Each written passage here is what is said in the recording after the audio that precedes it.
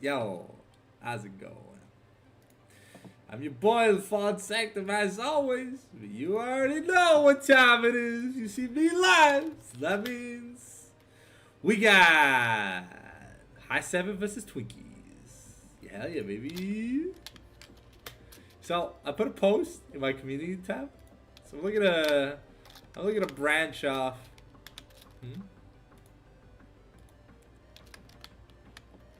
Bro, where's my...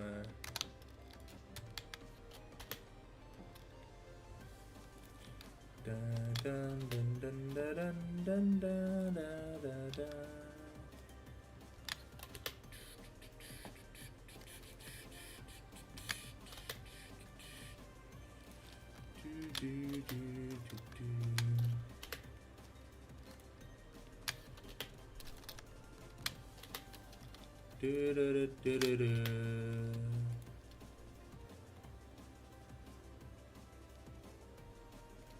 There we go.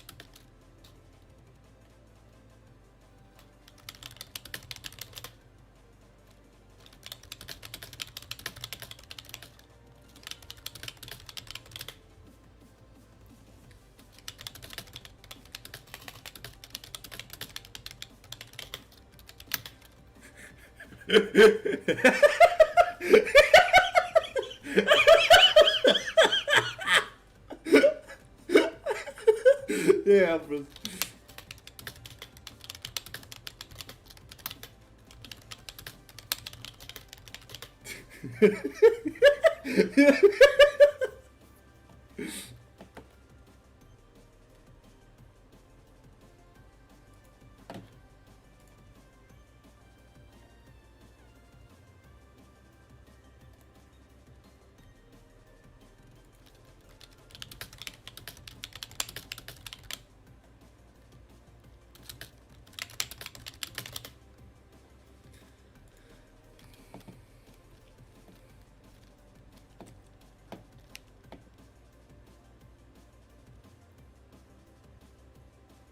All right, so how we doing?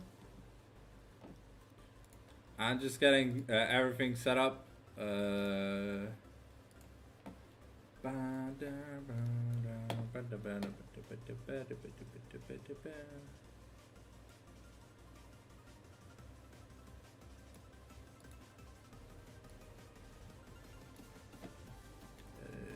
I do this, there you go. Testing, audio testing. Everything okay? The mic sounds good. Alright, we got the good headphones connected. We got the good mic. Things are looking good. Alright, we're just waiting for the lobby to come up.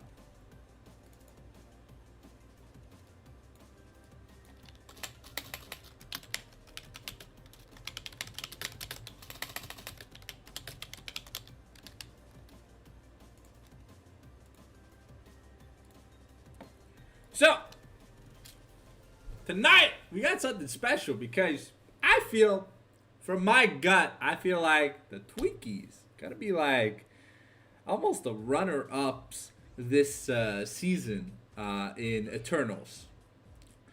And of course, you know, High 7, you know, I ride their dick harder than I ride the Nordian dick. Because, you know, there's a reason, you know. It's my boy Vince, you know. Si tu passes pas ton temps sur sa graine, bah, tu disrespects son nom, qui est la graine. Anyways, shoutouts out of the way. I'm excited for tonight. Currently watching LTA finals, but hey, you know, impromptu stream out of nowhere. I feel like you guys deserve some McLovin, you know? And I posted, like I said, I posted a poll in my community tab if you want to go, if you guys want to go check it out. Actually, I'll just, I'll post it here real quick. Because I want to know. For those who are interested in my YouTube content.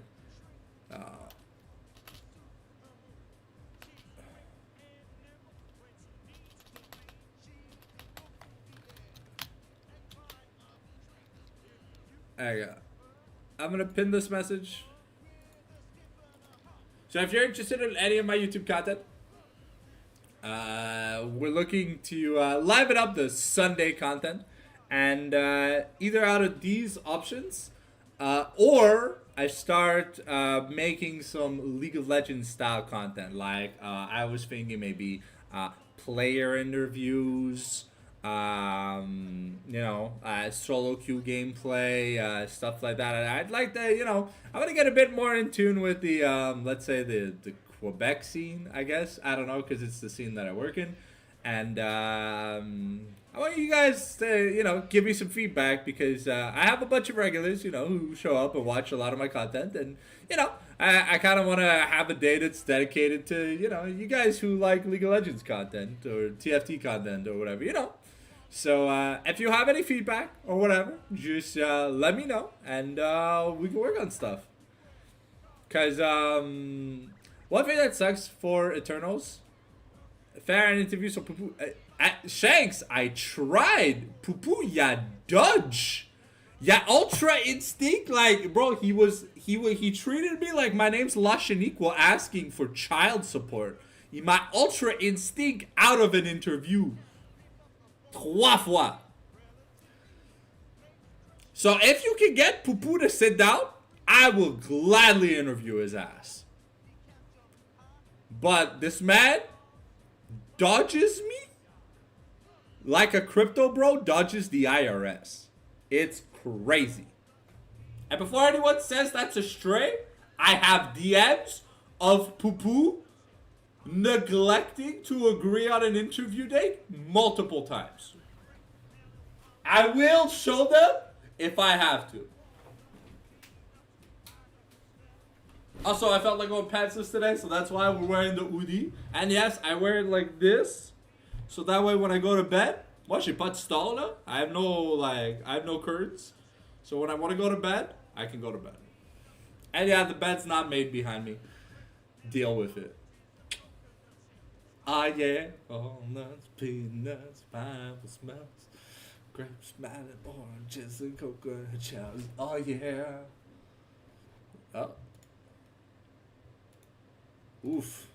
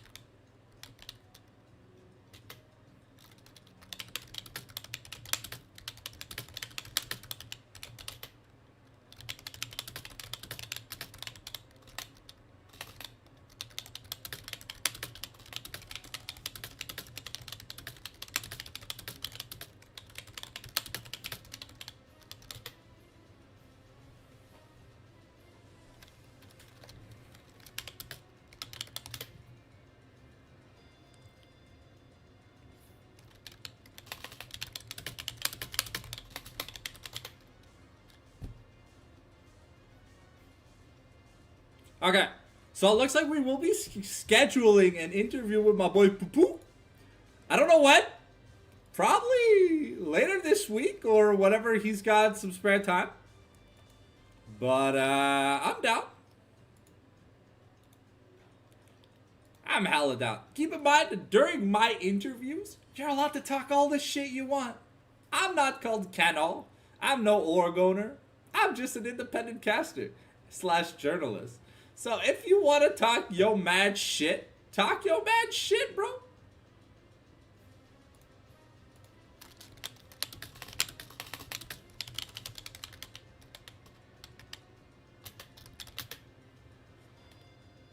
So, yeah.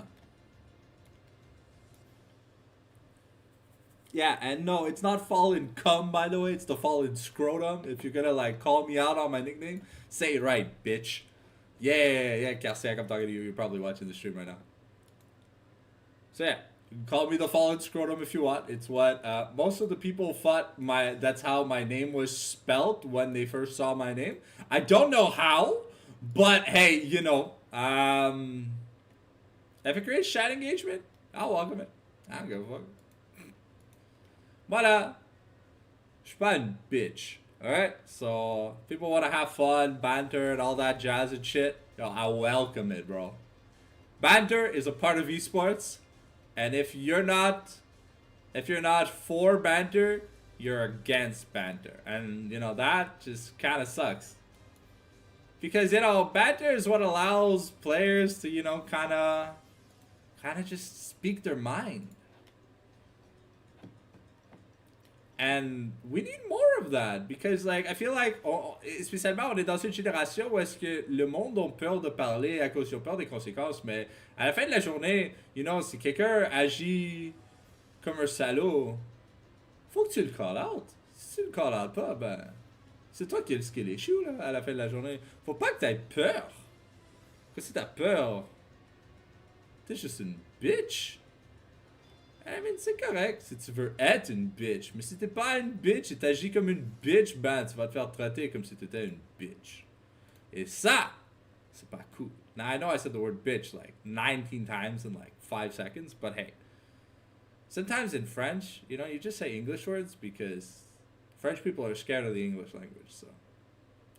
It just resonates, you know? It's like saying the calice de tabarnak, là. No one's Christian in this day and age. Like, who gives a fuck, bro? You want to say bread, wine, and, like, paper in the Christian language? Amuse-toi. What? Cannot get lean.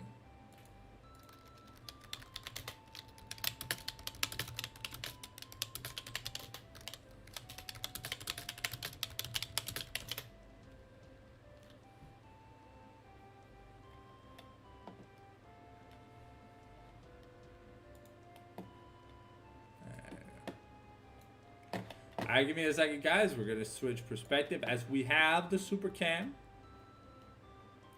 up and ready. Ah.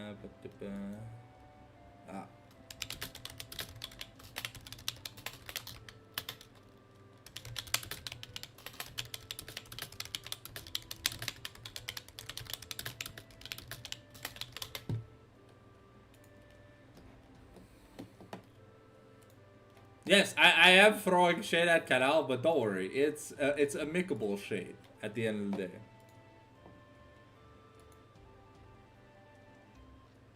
Ah.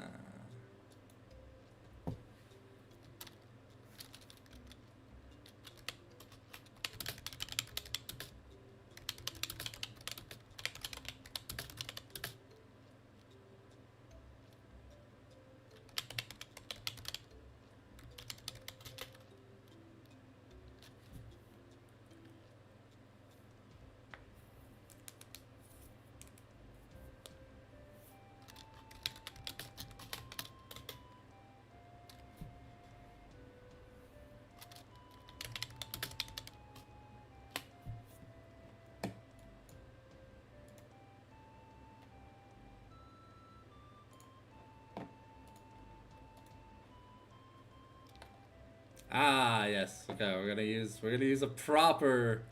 Okay, so I'll be a Twinkie spectator. Hell yeah, baby. You know what time it is. Yeah. Ah, si vous avez besoin d'utiliser mon nickname, le Fallen Scrotum, là, allez-y. I'm not opposed to it. It is what it is at the end of the day, and yeah, sometimes you have a cool nickname and people respect you for it, and sometimes you get roasted for having a shit nickname. And I mean, I feel like I'm pretty blessed IRL, so I can't really complain. All right, we're just waiting on responsible fun fearless and my own shit.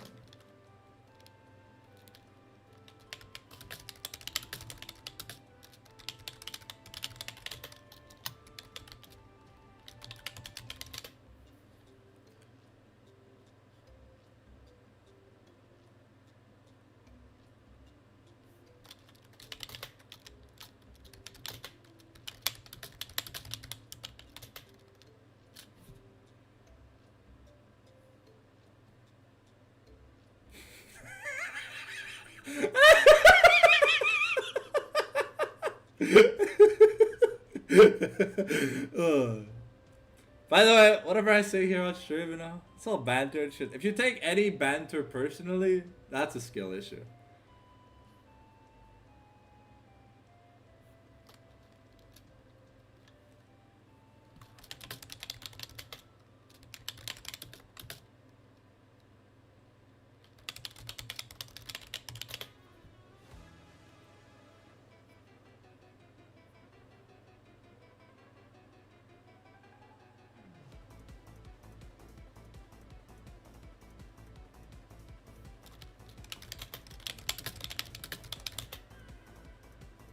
Ghost Nation, bro, don't diss my TFT, bro.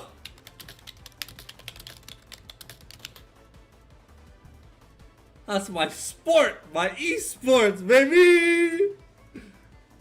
That's like my favorite thing on the League client.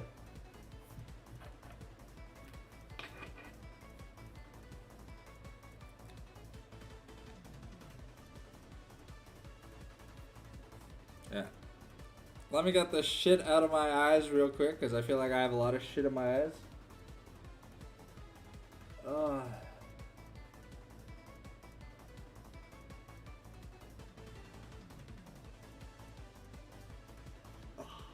So how we doing?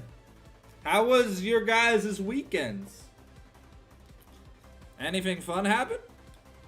I watched LEC, LTA, LCK finals and semis. And yeah. Well, yeah. Actually, I watched the losers final, well, the losers finals and the finals this weekend.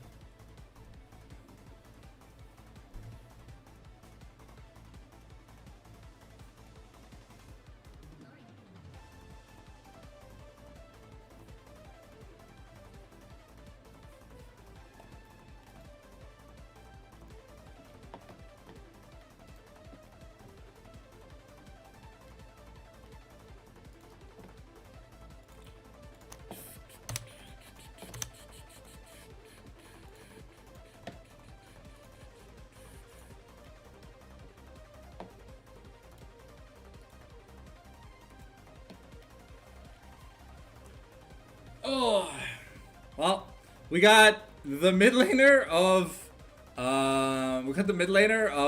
what's it called? The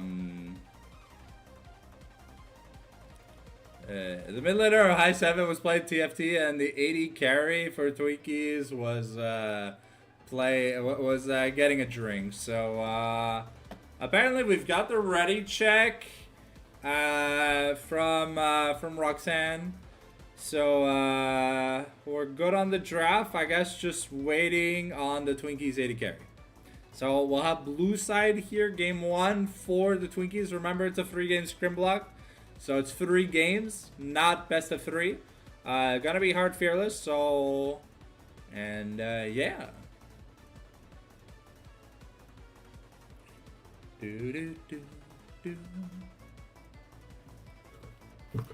Oh, where's my water? Did I already run out of water again? Nah, I got some water. Alright. Shouldn't be too long, ladies and gentlemen. I do apologize for the delays, but hey, welcome to the Fallen Sanctum streams, where the delays are not caused by me. They're caused by other people.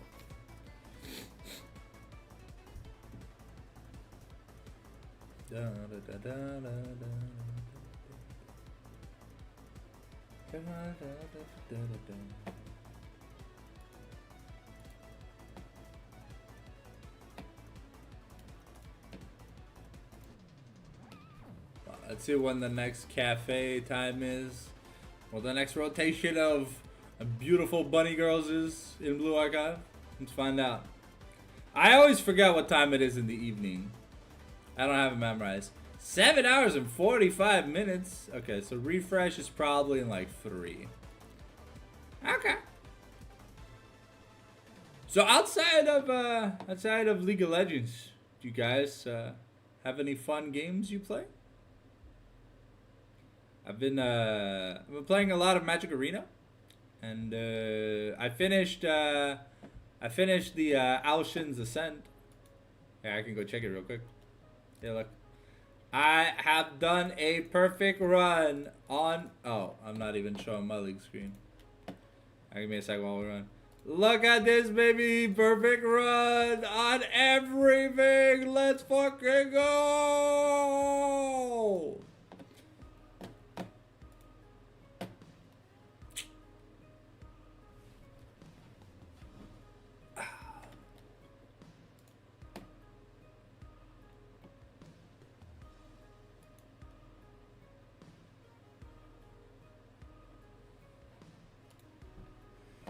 Alright, so coming up this week, tomorrow we have the Prestige Academy, the Eternals Prestige tier list with Vince at 8 p.m.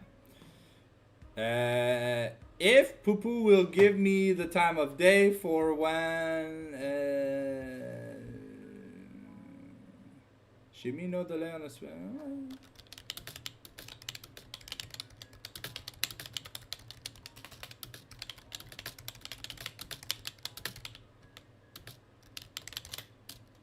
So, depending on when Poo wants to schedule his interview, looks like we are getting ready to start the draft. The blue just changed to Twinkies.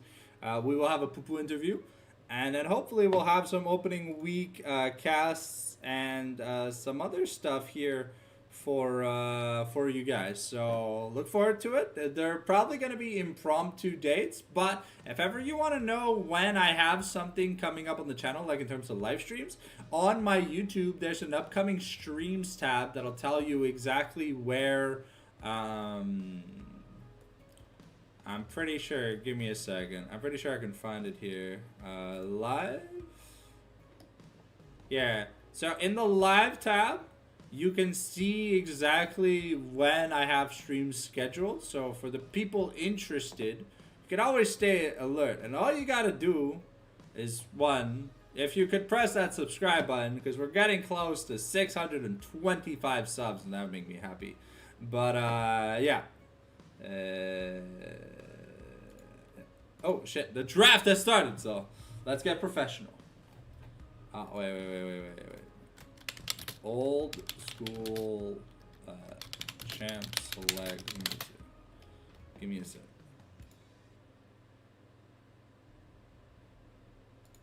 There you go, baby. We got that old school champ select music.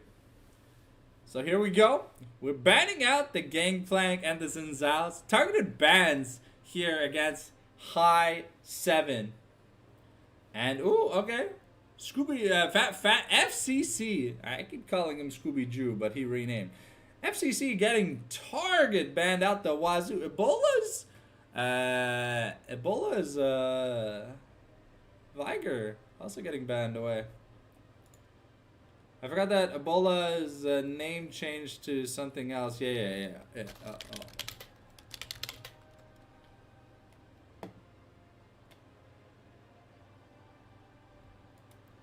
Alright, here we go. How's Seven gonna be banning the... Woo! Okay. Diana, first pick? Okay. Okay. The Twinkies came to play tonight, yo. We've got some sauce, baby. So make sure you have a few napkins, because this shit's about to get messy. Goal, goal, goal, goal, goal, goal, goal. You get it? Messy.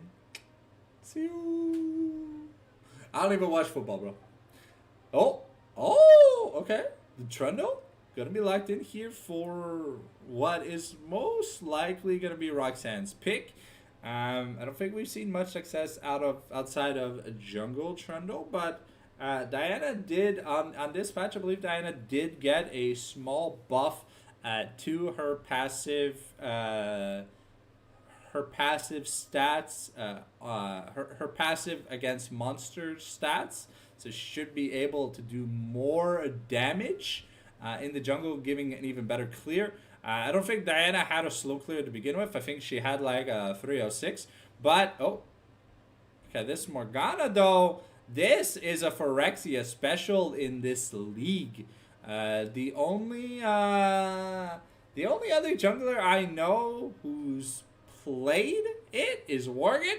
And, yeah, okay, Twinkies are going to town with these spicy-ass picks. So, we are looking to dive. We are looking to fight. That's a Diana mid, by the way.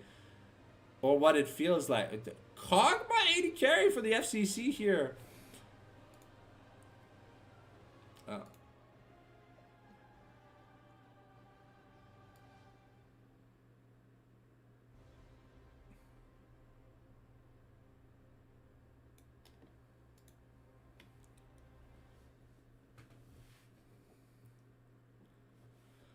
Alrighty, okay. Kog'Maw Morgana Diana, definitely an interesting take. Okay, the steal, the Melio steal away and the Lulu ban from Grosjean means that this Kog'Maw's gonna have a little bit of a harder time surviving these team fights. We'll see. Maybe this Morgana is a flex pick, but we've seen Phyrexia play it. So Azir gonna be taken away from my boy Ebola.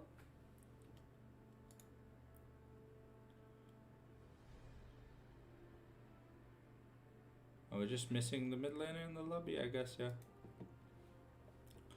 Alright. Azir, even though he's got some nerfs, still a menace in pro play. The champion is just so good, you get caught with your pants down, the game is basically just over. If he sweeps the carries into the CC, you just win a team fight. Seraphine also going to be taken away. Okay, so really trying to deny the Enchanter angle, but I mean the Bard is still available. The Karma, the Renata is still also available, so you can't eliminate everything. Here we're looking at take away Darz's Olaf, and Jesus Christ. All right, we're just slamming a Vladimir here. Ebola coming to play. Now this Vladimir could be a top lane Vladimir, but I think we're saving counter pick for top lane here. Darz has shown some incredible prowess on a variety of champions, and so we're putting our faith in at least game one into him. Fresh here hovered by Grosjean, not the support style of choice. I would have liked something like a Rakan. But I guess the Lantern is a good bet when it comes to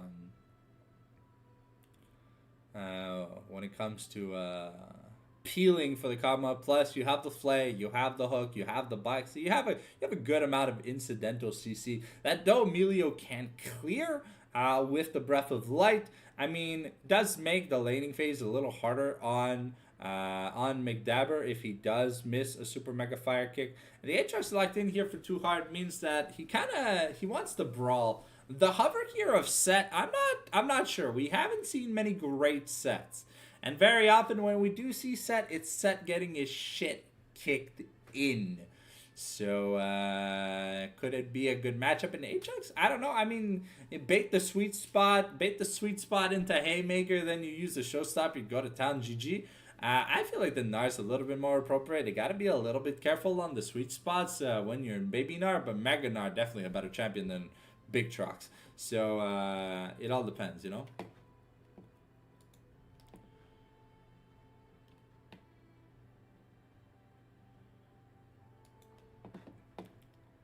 All right, so we have one hell of an interesting draft here, guys. Um, who do you guys think takes it? I'll be honest. I think Twinkies definitely do have that late game scaling angle with the Kaguma, the Diana, the Aatrox. Um, but it's really down. It's really down to see the execution here from High Seven, because High Seven have just looked fantastic in scrims. I don't know if that'll translate. Yes. Um,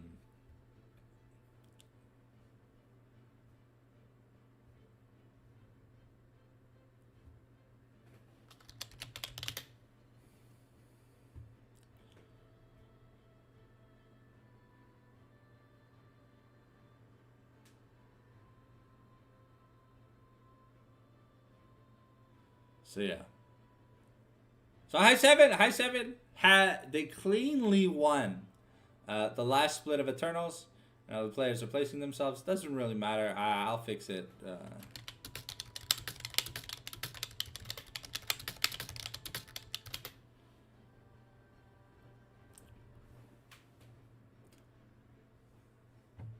We're about to start the champion select. I have been informed that we have turned off spec delay, so it means we should be able to get into the games fast. Here, I'm gonna move over the screen. We're gonna have some booty bunny jump scares. So I do apologize if you are a virgin.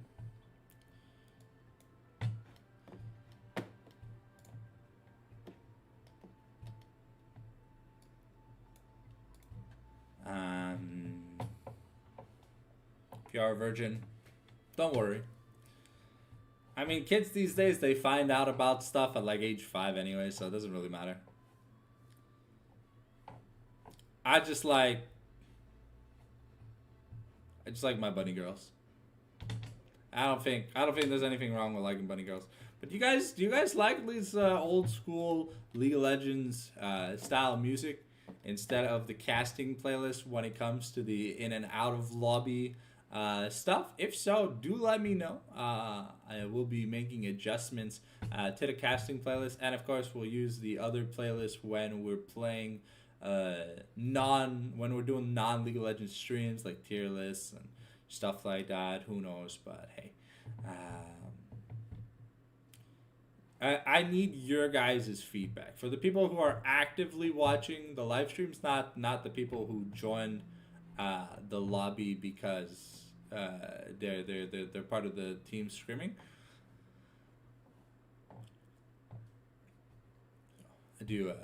The feedback can either be done here in the live stream chat, the comment section, the booty bunny jump scare in a second, or in like Discord DMs or whatever. So whichever you prefer. If you want to say it publicly or you want to just leave a comment and stuff, whatever, it's all fine. Also, if you are an active watcher and you do like my content, please check out the pinned message. I'm looking to get into some new Sunday style content. I do have a few MTG arena drafts. Oh, never mind. I guess there was spectator delay. I was told there wasn't. So, but yeah, let's turn the music back on for a second.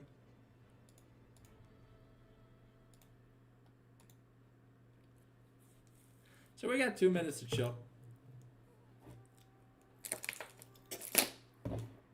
Hell is this? Bando City? Oh, it's a Yasuo login screen.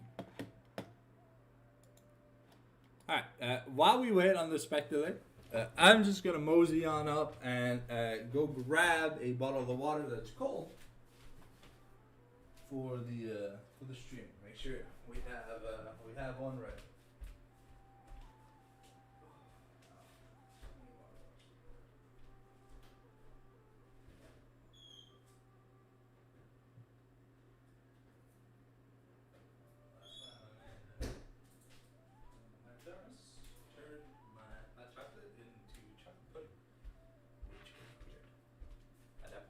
frozen it to make fudge bars. Well, I know next time. Alright, I'm back.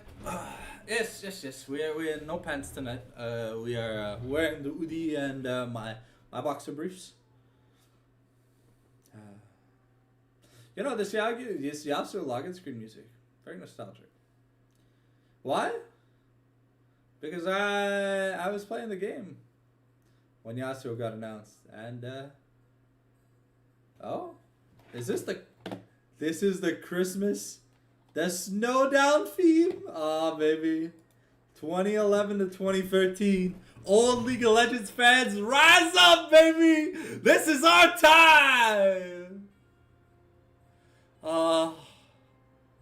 Now this is what I lived for. Those were like the 2 best years of League of Legends I ever got a chance to play. Let's turn the music off while we wait for the spectator to load. So booty butting jump scare in like 20 seconds. So if you are a virgin, avert your eyes. And if not, if you like thick melanin queens, well, hey, I ain't gonna stop you. But here we go. Don't worry, I'll fix the LCS order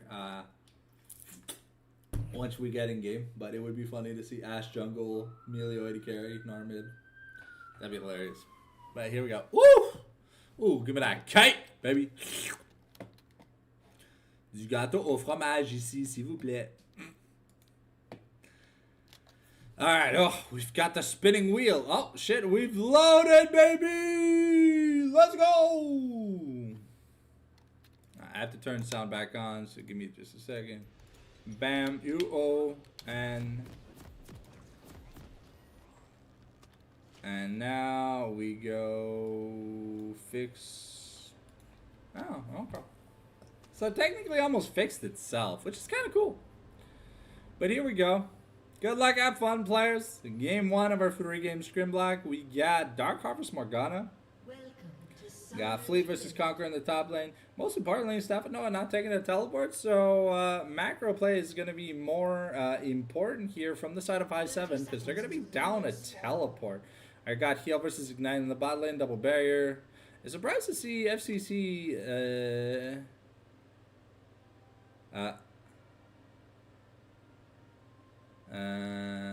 We have PTA on Cogman. That is interesting. But interested in seeing this Diana versus Vladimir matchup because it feels like it's going to be Vladimir skewed. But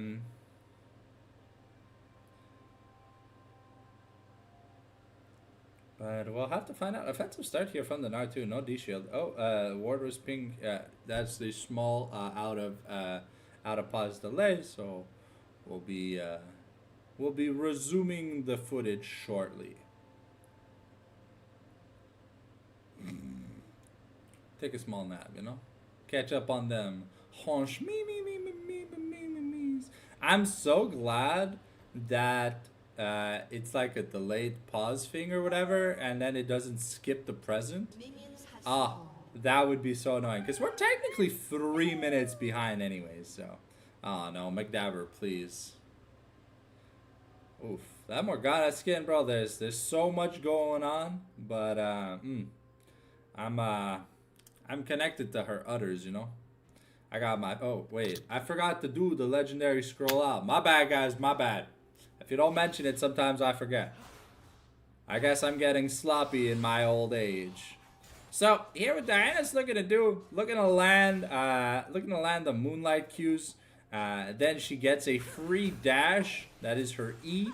But if ever she dashes to a target that does not have, can only dash to enemies and not wards and stuff. If ever she dashes without the Moonlight being up, it goes on big cooldown. But it's an instant refresh if she dashes to a cooldown target by consuming the light. I hear FCC with control in the bottom lane early here. Let's see how Bizun is going to be able to play it to finally have the full roster available as Dars is finally back from vacation. So, Oh, too hard. Getting a second sweet spot land. That's pretty good. Morgana and Trundle. Trundle clearing a little bit faster early on. Morgana does need those items. FCC is getting jumped on the barrier, forced out. Another volley's gonna land. Now Glowjack is taking a lot of back shots. And FCC, he turned his glowing eyes on. He's looking to fire back. The Infernal Chains is gonna connect, but Dars is gonna just walk out of the bondage. He's not gonna let himself be re-honored. A ward placed in the tribe bush by McDabber, so giving a bit of protection, knowing that Phyrexia is gonna be bot siding shortly. So, but FCC getting low still. Oh, is this AP Kog'Maw? Or is it just Doran's for an AP start? Because, I mean, you have Diana Morgana. So, I'm expecting AD Kog'Maw. The Hawkshot comes out. Gonna reveal that Morgana is about to finish her first clear. And Trundle already ahead by a decent margin to start the crabs. Is about to finish the first crab. Now making his way towards the mid lane here. And Ghost Nation could be in a little bit of trouble, but CC isn't the best thing that they have. Let's see here if the flash is forced. No, the spell shield here interrupts, and now it's gonna be it's gonna be Roxanne making it to the crab first. And there's topside prio, so Roxanne might be in a bit of trouble. Has to be able to hit the thing to be able to smite it down. But now Staff and Noah making it another nice pillar here. But Roxanne is super low on HP. Gets taken down by Ghost Nation. But now Staff and Noah looking for an execute. And Dars is stuck between a rock and a hard place. Too hard here. Too hard gonna end up getting a kill here on the Gnar. And Phyrexia gets 2 assists plus the crab. Fantastic play by Twinkies in this early game. Unfortunately, High 7 grading a little bit with the Champion's power spikes weren't necessarily on land. A beautiful moonlight dash, as we saw from Ghost Nation. I did have to invest. They did have to invest their flashes, but there's no flashes on this top side besides Too Hard. And now Glowjack getting pelted by arrows and the messy fireball kick. And that's a lot of damage on the bot lane. Though FCC does have about a wave plus lead. Ghost Nation with that extra assist was able to pick up a second AP component. So he should be good in terms of wave clearing.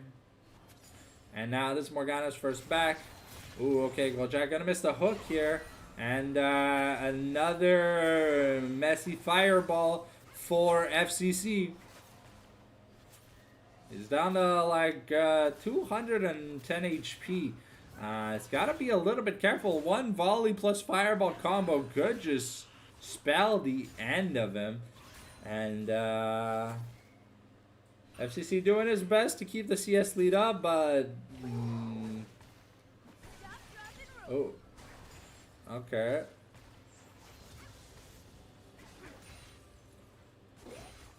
Okay. Is gonna look to push the wave one last time. Ooh, the messy fireball jumps over Thresh's head this time. Though, but they're really low with no consumables and no pots have been used by the bot side of High 7. So things are looking a little bit dangerous. Phyrexia sees that, making her way, but Roxanne also trudging towards the bot lane. Roxanne makes it first. Phyrexia looking to clear the bush. But yep, nice dark binding by Phyrexia tells Roxanne not today. And yeah, FCC, if he doesn't dodge every single skill shot, he'll be sent back to base pretty quickly, back to about 250 HP. But because he started Doran's ring instead of Doran's blade, he doesn't have any lifesteal. He only heals if his mana is full, by the way. Because whenever you are not full mana and you have a Doran's ring, whenever it procs, you will heal mana instead of HP. And now Ghost Nation getting some good clears. Okay, nice Infernal Chain. The crankback, oh, on the limit's edge here for Dars. And pushing the wave in. Now, we'll see what FCC is going to be building. Is it going to be the AP Kog'Maw? Nope, it was an AP start just to be able to manage your mana because Kog'Maw like a lot of champions with AP-based abilities, does shit out mana like no tomorrow. Now Dart's here, just getting some boomerang, glueies. And, ooh, gonna dodge Infernal Chains, the second sweet spot. And, ooh, looking to get aggressive, has the ult, might have to force. Oh, that's just a solo kill right there, the Nara to the wall. And there ain't gonna be anything about it, bro. It just happens. It was seamless.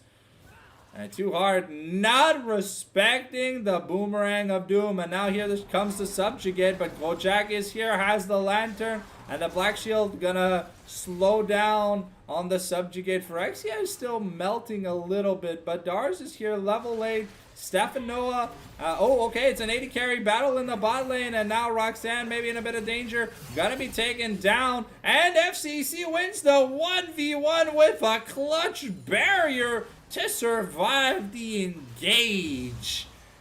And that's gonna be the feats of that's the feats of warfare, and it's gonna be the first objective. 3 grubs in. I mean, to be fair, Diana's great at taking turrets, but everyone else doesn't really care. It's gonna help, but yeah, Ashe used flash, barrier, and her ultimate. And is that gonna be a plate? No. Okay, Ghost Nation just jumping on Stephanoa. Here, as long as you have the Moonlight, you can do it safely. Though, Stephanoa will have a lot of sustain, so. Alright, FCC trying to poke the Melio out of taking the ward, but unfortunately no pink ward, so he's not able to defend the ward, and he does end up losing that. Roxando has taken the priority. We're now teleporting Ghost Nation to the Dragon here. Phyrexia is making her way, but it might be a little bit too late. The Dragon already down to 2k HP. We're looking for an engage. Get the Moonlight on 2, and here comes Stephanoa. The FCC has not made it to the team fight yet, though, and now Bizun's just gonna get taken down. Stephanoa here looking to kill Phyrexia. The jungler's still alive here. Stephanoa living and chilling for now, but FCC is here, and it's a car crash if we know it. Roxanne able to take out Ghost Nation, but it's gonna be a dragon for Twinkies. A good engage by Ghost Nation, but unfortunately, FCC was prioritizing farming, and I mean, he does have an almost 30 plus CS lead. Oh, okay, Too Hard. Didn't want to commit the flash there, but got a good chunk here. Ooh. Oh, maybe there's a shutdown play here. It really depends, but Nar has flash. The rage bar is charging up. He's getting some poke down. Oh, okay. Looks like Roxanne is making his way top. Looking to get a gank in on this Aatrox, but Too Hard can probably see it coming. Too Hard has flash, but he's not gonna flash in time, and that's another assisted homicide here. And things aren't looking good for Too Hard. 2-2, but he's starting to lose momentum in this top lane. And the problem is, against the Gnar, when the Gnar starts taking a piss on you, bro, that Mega Gnar has such boosted stats that it's just not even funny. Looking at the money, no me, that's a 700 gold deficit here. But you want to avert your eyes from what's happening in the bot lane. Bizun is getting gapped by the FCC. Here, Kog'Maw already has the blade. Bizun almost a level down. Gonna get hit by the Breath of Light into the death sentence with the flame. The Soul Shackles is enough. Phyrexia is here for blood. And that's gonna be another kill on Bizun. 0-3 on this 80 carry. And yeah, Bizun not getting anything done on this early pick Ashe. I'm very confused on why we picked early Ashe. I'll be honest, it doesn't feel great. Oh, Death Sentence is going to go wide, but here now, FCC looking to take a trade against Bruno. And overall, this Kog'Maw is super powerful right now. And yeah, that's Bruno on 50% HP, and that's gonna be another plate gone to the side of the Twinkies. And so far, a 2,000 gold lead, looking kind of clean.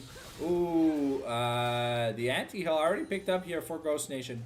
But now FCC is pretty happy about these trades.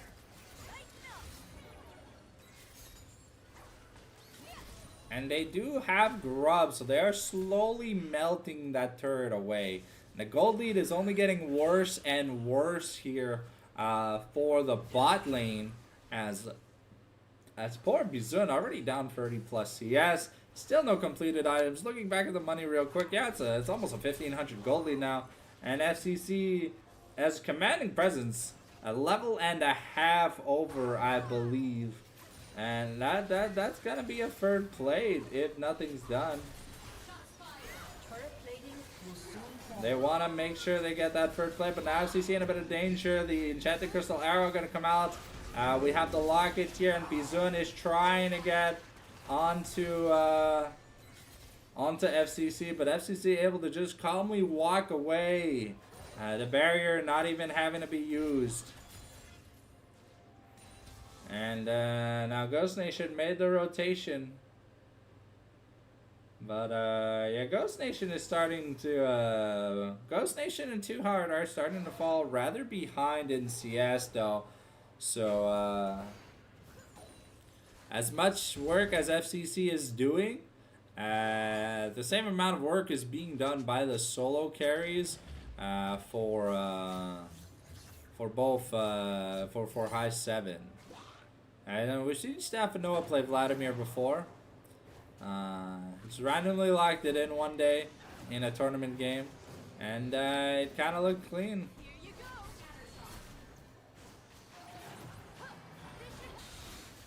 Oh, Stefanoa going aggressive here onto and Ghost Nation going aggressive here onto Stefanoa, and a small CS lead is being bridged. Fortunately, the Gromp wasn't able to be taken by the Morgana. We have a Herald spawning here in about 3 seconds, but no junglers made a move for it yet. Instead, Phyrexia gonna make her way back into the bot lane, and that's Boots and a recurve both picked up here.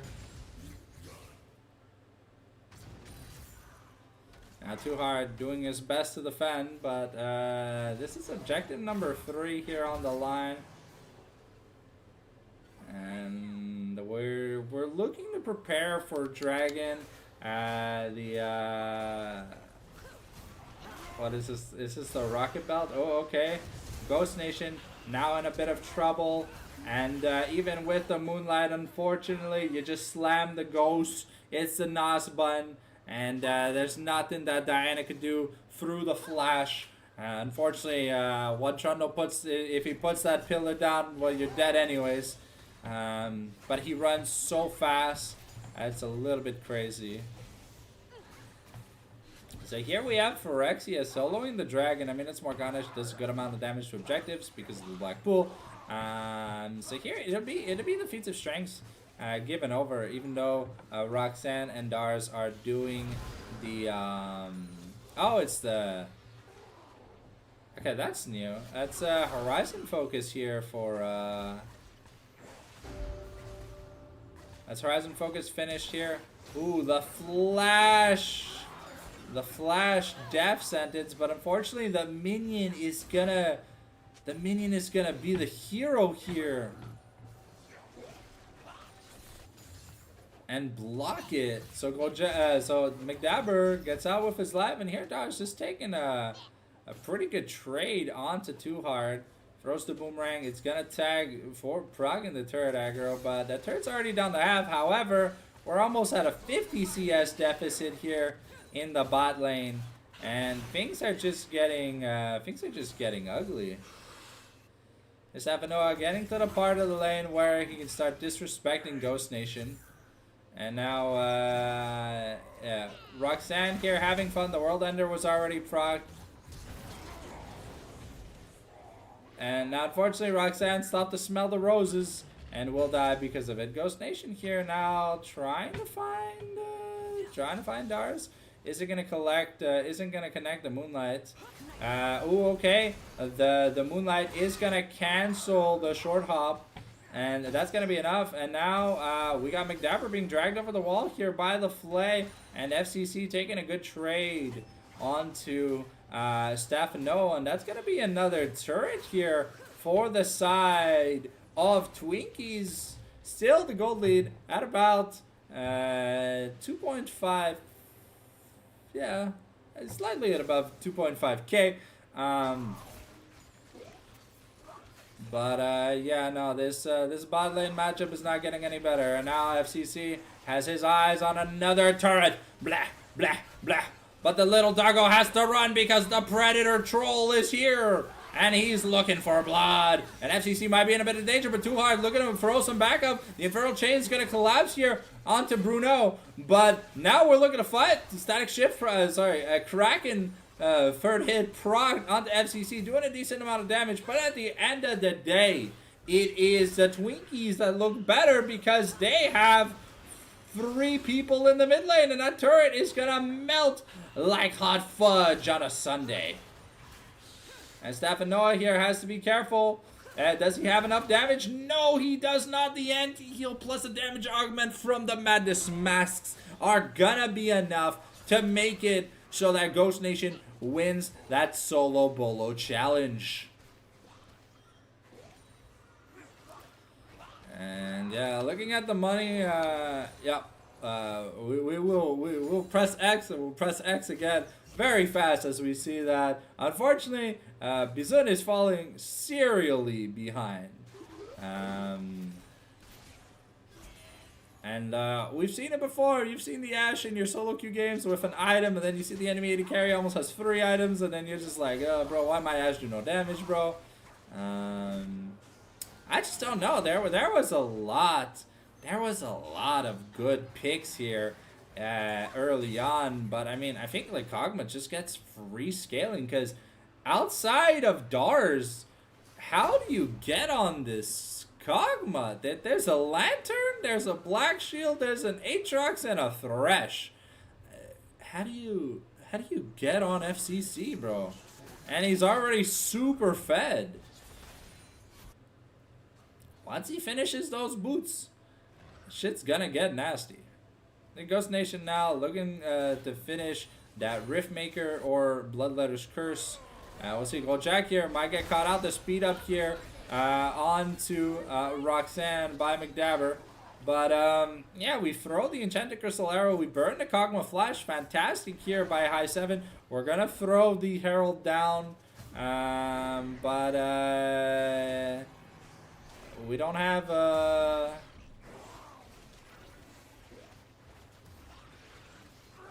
Yeah, it's gonna be a 0 value Herald, unfortunately. And now we have Otacon that has spawned. And Jack looking for a Mad Life. But here comes Staff and Noah with the insane Hemoplague. Gonna take Phyrexia down to 30%. And Roxanne does a lot of damage to this no armor Diana. And now Too Hard, he's going in ham, but the Soul Shackles not going to connect on anything. Phyrexia is going to melt. Too Hard is about to die. And now Roxanne is looking to heal off of the King's Tribute, but it's not going to be enough. And now Doris gets caught out by the Death Sentence, and it's Bizun versus the World of Family Car Crash. It's like it's my time to shine! Pentakill for Family Car Crash! The man was on a mission! Days of Dash. Dog days, baby. You know what it's all about. This Koggy time. We're getting the teleport from Ghost Nation. And yeah, fantastic win. Now 5k lead. A Cloud Soul Point. Pentakill. Plus Otacon. Looking at the gold diff. Wow, that's a 4,000 gold diff. This man's got yet another item finished if he needs it.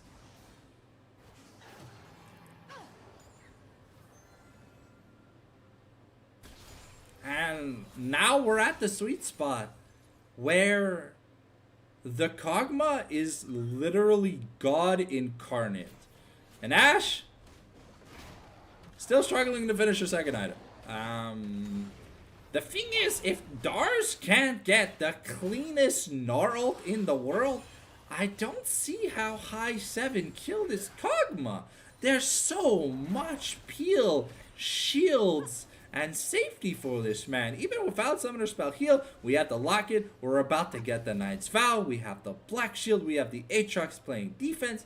And the fact is, this team fight started without FCC being there. So FCC just came up, came to finish up all the kills that had been started, and just took the free penta. And he's like, thanks, mates, because, you know. And Dars did his combo. FCC wasn't nearby, but Ghost Nation about to get dived. The subjugation coming in. There's no Zonias here coming in. And that's going to be a fantastic dive here by Steph and Noah and Roxanne Bruno. And they're looking to get a little bit of money back in exchange. Juicy objective bounty, though. 200 split on the team here for this bot outer. And now Dars fighting too hard. But that's your mid-inner that's just going to... It's just going to disappear. Not yet. Next wave. But you're going to lose your red buff. And maybe your top inner? Depends if they can defend. Okay, looks like we might be... Oh, wow. Morgana does so much damage. Okay, the Black Shield on the Gold Jack. A little bit late, but we get the red buff steal in here. Gold Jack looking to get away. And yeah, this Thresh is just so tanky. And there was no subjugate to negate the resistances. There was no way to stop what was currently happening. And yeah. Oh, okay. A nice death sentence. And now Phyrexia, 2-1 and 11, 2.5 items. Just looking clean. And we're looking at... Oh, FCC might be in a bit of a soft hard spot, but the lanterns not gonna be enough to save him. Kagiwagi's gonna explode all over Roxanne, but unfortunately, it's not high tide, so the juices ain't gonna be flowing. A 2-item completion around for everybody in the game, outside of our supports, of course. But yeah, no, this Morgana wave clear is fantastic. If there's no Baron buff, you can't really push out against Phyrexia. Now Roxanne has to be careful while clearing a ward. The pink ward gonna be cleared out here by Twinkies. And we've got Cloud Soul in 1:30. I mean, an Aatrox and a Diana with Cloud Soul. Aatrox, Diana, Morgana with Cloud Soul, bro. They're gonna be running at you. So yes, they're the like counter engage comp, but like with Cloud Soul, they're the engage comp, because like they're gonna press the button, they're gonna go to town, and that's gonna be that. So here we go.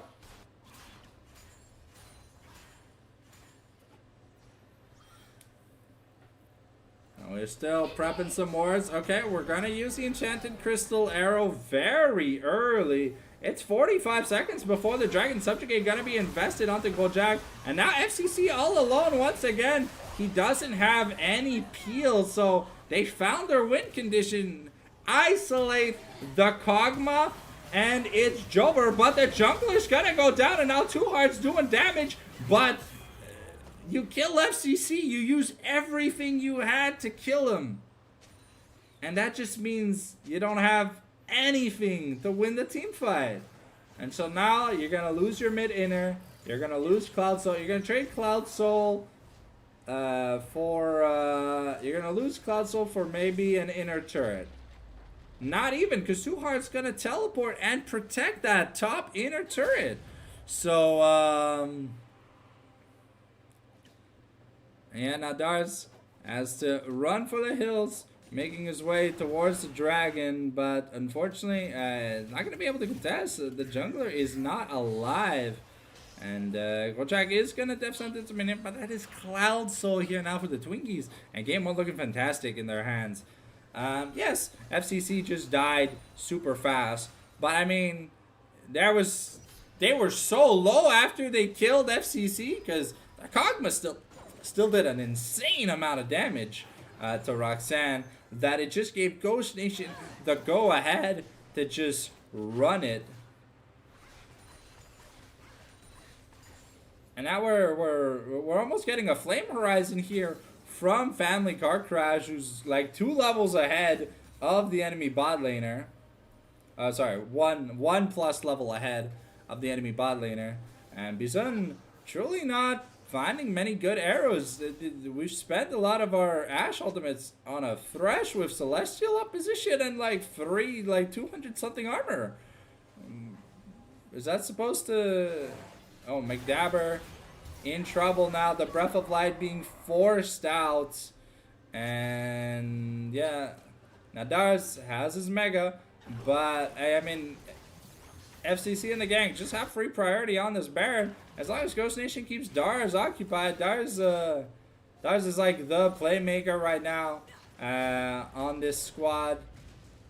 And this Mega Nar's about to time out. Baron's going to go uncontested. And Roxanne trying to make it into the pit. But, yeah, this Kog'Maw is in God mode right now. Well, Jack is going to be taken down. However, Savanoa is just going to melt. And Bizun is trying to go to town. But Phyrexia just does so much damage. And, yeah, that's Baron.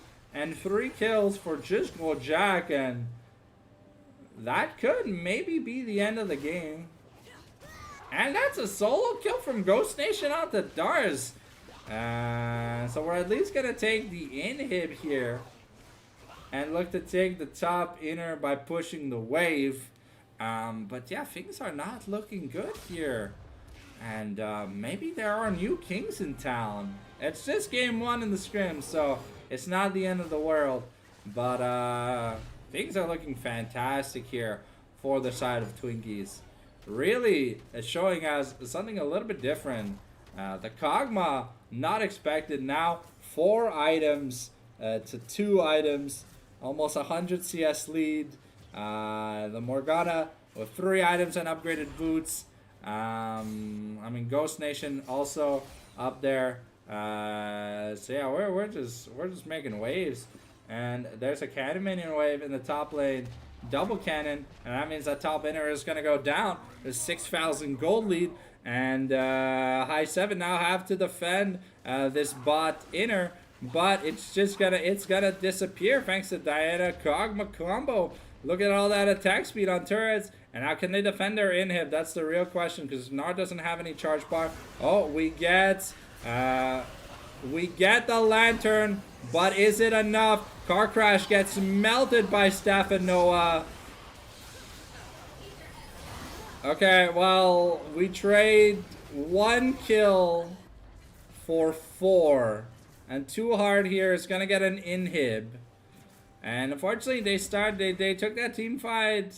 They didn't take that team fight. They got caught out a few seconds before Too Hard had TP. But that's most of the base broken in. So even though the gold lead's now back down to like about 4.5k, the important part is that the 80 carry lead is still insane, and it's Stefanoa do or die. The man has 4 completed items, and he's looking good. And now Roxanne maybe in a bit of danger. Okay, now forced to flash away. And yeah, with the Frozen Wasteland, able to run like the wind. And Aatrox here at 3+ completed items. I assume Dars, yeah, Dars has his BC on recall.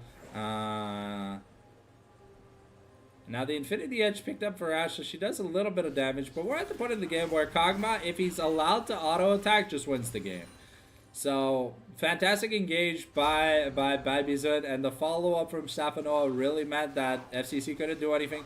Yes, the Morgana Black Shield is huge, but, I mean, this Vladimir does an insane amount of magic damage, and Bizun literally just gets 1 shot, and yeah, the entirety... The entirety of High 7 just got like 3 hit by this Kog'Maw. We're teleporting top. It's Dars against the world. He doesn't have the Narbar. Is it gonna be enough? We'll have to find out. He's dodging some skill shots. but it's just not enough to smack into the wall. And FCC is actually going to get shut down here. But unfortunately, we got minions, we got grubs, we got super minions, we got grubs. And that's going to be the end of game one. Twinkies taking a decisive win in the first game against High 7. We'll need some adaptations to the draft because this was the sloppiest we've seen High 7 in a while. And Ash Melio? Ooh. I'll take a refund. I'll take a refund on that game. Got some beautiful cake while we wait for the League of Legends loading screen to load.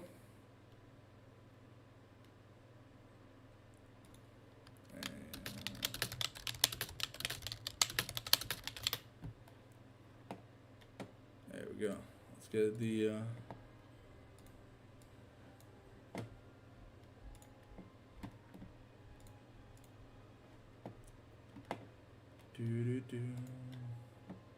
All right, that's game one out of the books.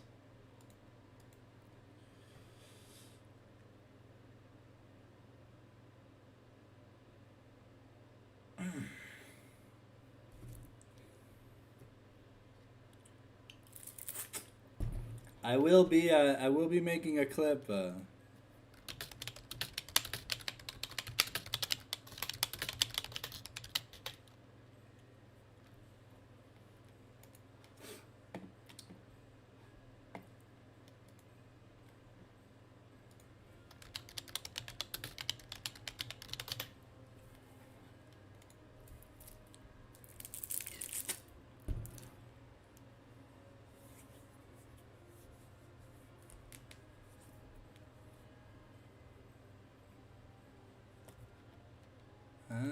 Let's see. So we got High 7 here on blue side for game number 2. Is my phone almost dead? No, my phone is not almost dead.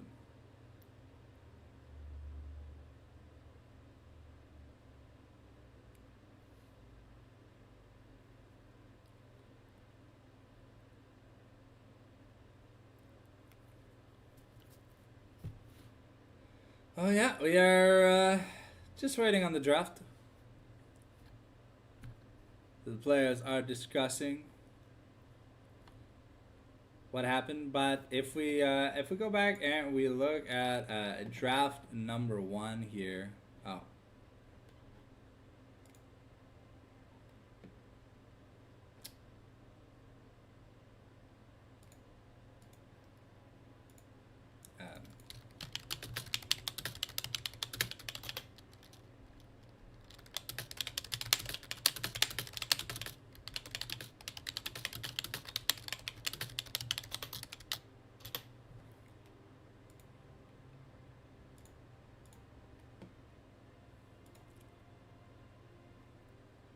Alright.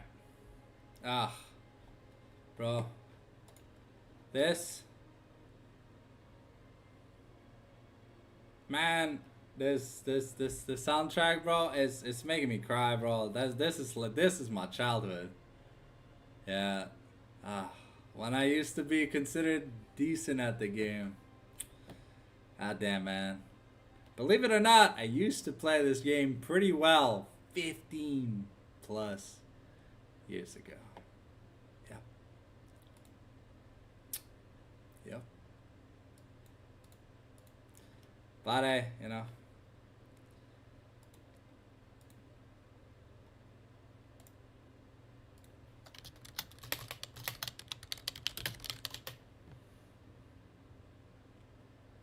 There you go. I've added a note to FCC and the FCC's profile, and I wrote Ezreal when. Because so far, we've been promised Ezreal. And we've been denied Ezreal at every time. But I mean, FCC has not disappointed. That Kog'Maw pentakill just looked so clean. And the draft from the side of Twinkie, from the side of High 7. I'm sorry, Roxanne. I gotta call you guys out. The fuck was that? Why do we blind pick Ash? That was the worst shape I've seen High 7 in a while. But hey, you know, it's their first game back as a full roster. So, you know, that was the game 1 jitters. Now I want a close game. Because Staff and Noah went above and beyond on this Vladimir pick. And it looked like it was all for nothing. So, we'll have to see here what we end up getting.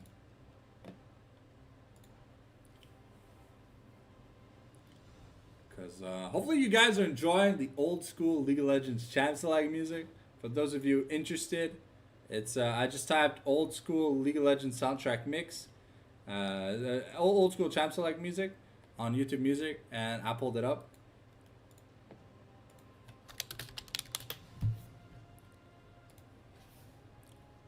So this is the awesome ass music they used to play back when you played League of Legends, like not the in-game.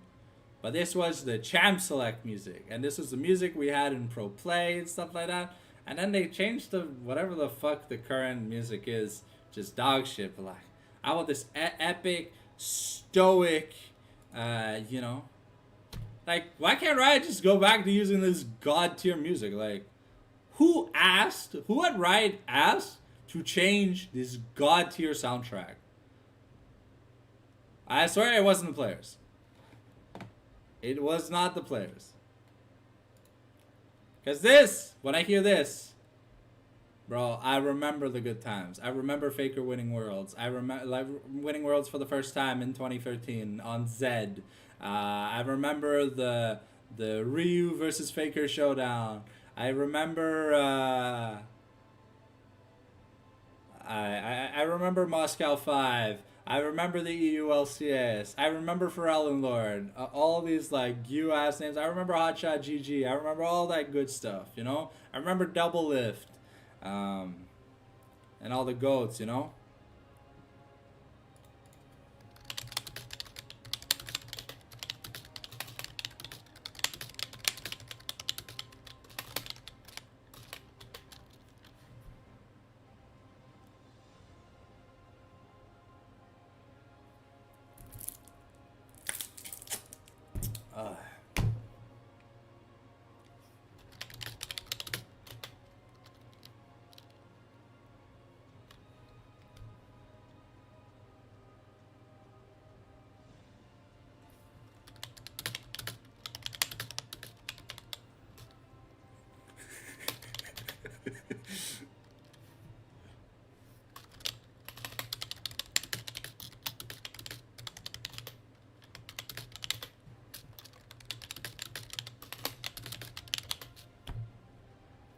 This is why I cast.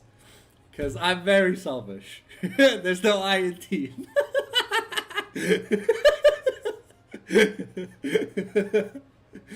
But there's an I in casting. It won't be long.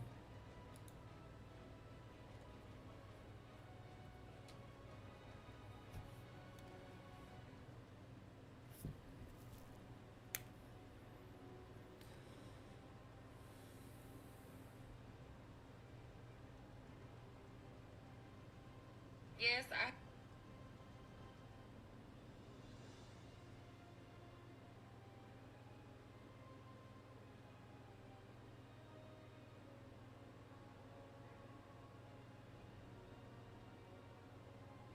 Oh, there we go. Starting the draft. Gotta get professional. So now we got the Vayne ban once again. So, you know, we're gonna do everything to try and force FCC onto the goddamn Ezreal. The Diana first pick, though, from Twinkies last game, definitely caught me off guard. I will... Okay, so we've got the same bans. No, we swapped up... Yeah, okay. So we swapped up Wukong for Syndra so we could first pick the Wukong. Woo! Phyrexia also had a fantastic showing last game. And now she's going to show us why she's called the Cartus Viego 2-trick. But, I mean... Cartus versus Knockups? Seems a little sus, but I mean, Wukong does kind of want to do nothing for a while. So, and Karthus, all he wants to do is farm. So, I could see it. I could see it. But hey, I mean, Twinkies are leading the scrim 1-0 with a resoundingly easy looking win. So let's see what else they decide to lock in. The FCC looked fantastic on the Kog'Maw, but this is Fearless Draft, so every champion has one life. So once they're used up, no longer available. So we will not see a run back of the Kog'Maw, but now we have a Tristana. Now this could be a mid flex. I believe Ghost Nation has shown Tristana play before, but normally if we base ourselves off pro play, this would be an 80 carry Tristana. Yeah. Well, let's see. Let's see what we end up getting. So high 7 now. Probably have to decide whether or not this Tristana is mid. So they're going to lock in Rise here for Stefano. Just a fantastic champion. Short range mage. A fantastic wave clear. Great side laner. And with the Wukong, you know, a good 2v2. As long as Rise has more than just a catalyst of the Eons, definitely a good 2v2 for the Wukong Rise. Let's see here what does High 7 want to finish off their first round of Pick Swift. 80 carry is still open, so maybe we want that, unless we want to get priority on a good support. No, we've got Sivir, so I'm gonna go tie a rope around my neck real quick. But hey, I'm just tired of seeing Sivir games, bro. Like it's so boring to watch. Where's the Phalios? Where's the crazy shit? And Too Hard gonna be picking the Ornn early. Okay, got pretty gapped by Too Hard last game.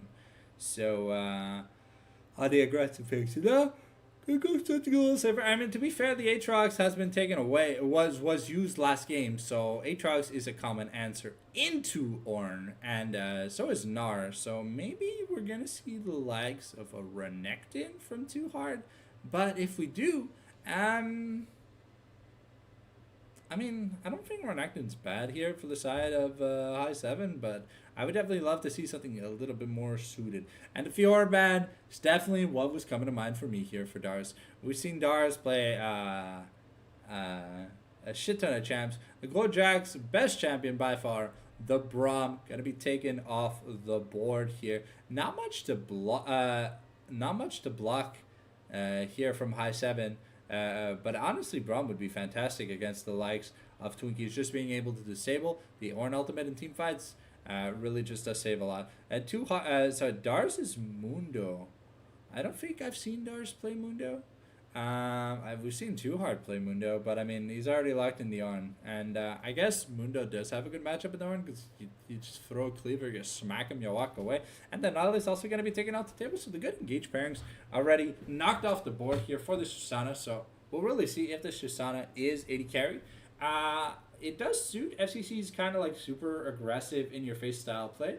And Gojak picking the Leona means that we're either getting 5th pick counter pick for an 80 carry.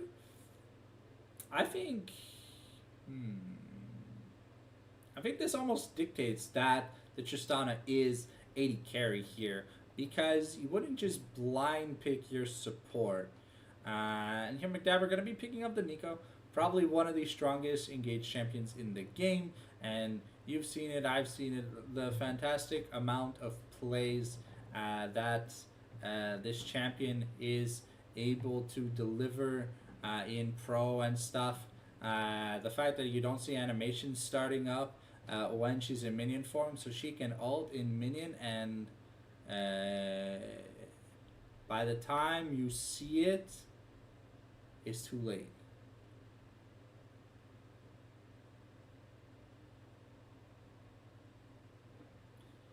And now, let's see, what are High 7 rounding off the top lane with? Because this could be a top lane Rise, to be fair. But I think it's more of a Steph and Noah style champion. And yeah, the Olaf makes a lot of sense. You know, you see some decently heavy CC, and a really good answer to that is to press the Olaf button. The Olaf goes raw Ragnarok and me angry, and then yeah, he just kills your Tristana and Karthus for free because he's CC immune. So we'll see here if if Twinkies have a good answer to this, because very often in games where, oh, it was a last pick, counter pick, 80 carry. Okay, so the Samira, I like it here because not only can it block the root here from Rise, it can also stop the Tangle Barbs from Nico. And I didn't think Ghost Nation was going to bust out the Tristana.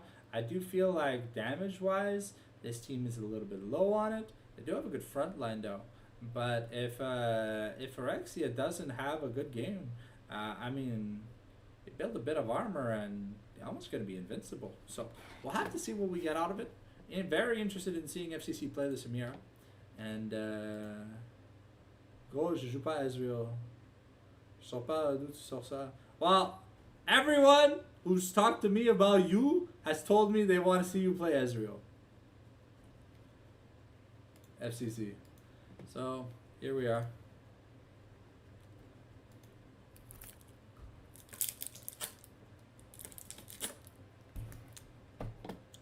So just a reminder for what events we have this week. We have a possible interview with our Lord and Savior, Mr. Havoc, aka Pupu Senpai. We have the Prestige Eternals tier list tomorrow with Roxanne Bruno. And hopefully we have some casts for the, I want to say Eternals Academy, starting this weekend. Not, because today we're Sunday, right? So whenever I talk about this weekend during Sunday, I'm talking about the following week. So, but that's...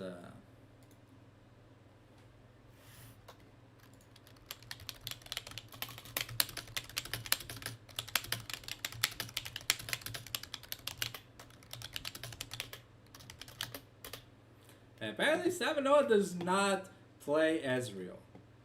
So the people who are telling me they wanted to see FCC play Ezreal. Oh.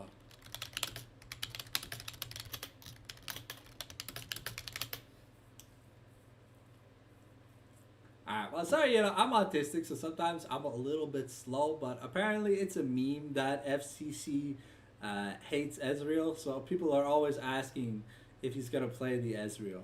So, my bad. I just understood the joke. I'm a little bit slow. It's okay.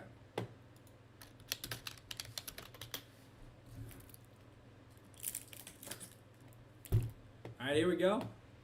I feel like if High 7 have a better early game, they can definitely look to take it. But if Bizun is rendered useless in the bot lane, I feel like it's definitely going to be a lot harder to force fights. Staff and Noah did have Ghost Nation's number. There were a lot of back and forths on the solo bolos, but I feel like Ghost Nation kind of just edged out in the value because of the Diana's Moonfall. And but Staff and Noah now playing the Rise. Very good scaling pick. Long-lasting, surviving, because you get the Roa, you get the Seraphs, so it's hard to lock down and kill. And to be fair, I mean, if they win Grubs, I wouldn't be opposed to seeing Staff and Noah get pledge steel caps, just because look at the main source of damage on the enemy team. It's physical, right? You got the Tristana, you got the Samira. And it's a lot of auto attacks. Sure, the Samira ult isn't like an attack. It's more like I don't know. It's just physical damage. But I mean, it's just the only way Tristana hurts people is with auto attacks. So if you can survive the burst,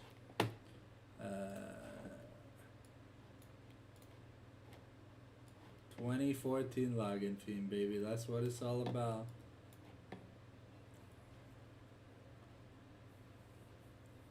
Do we have a spec delay this time? Let's find out.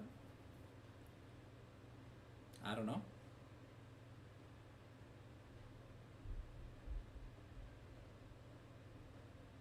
Maybe.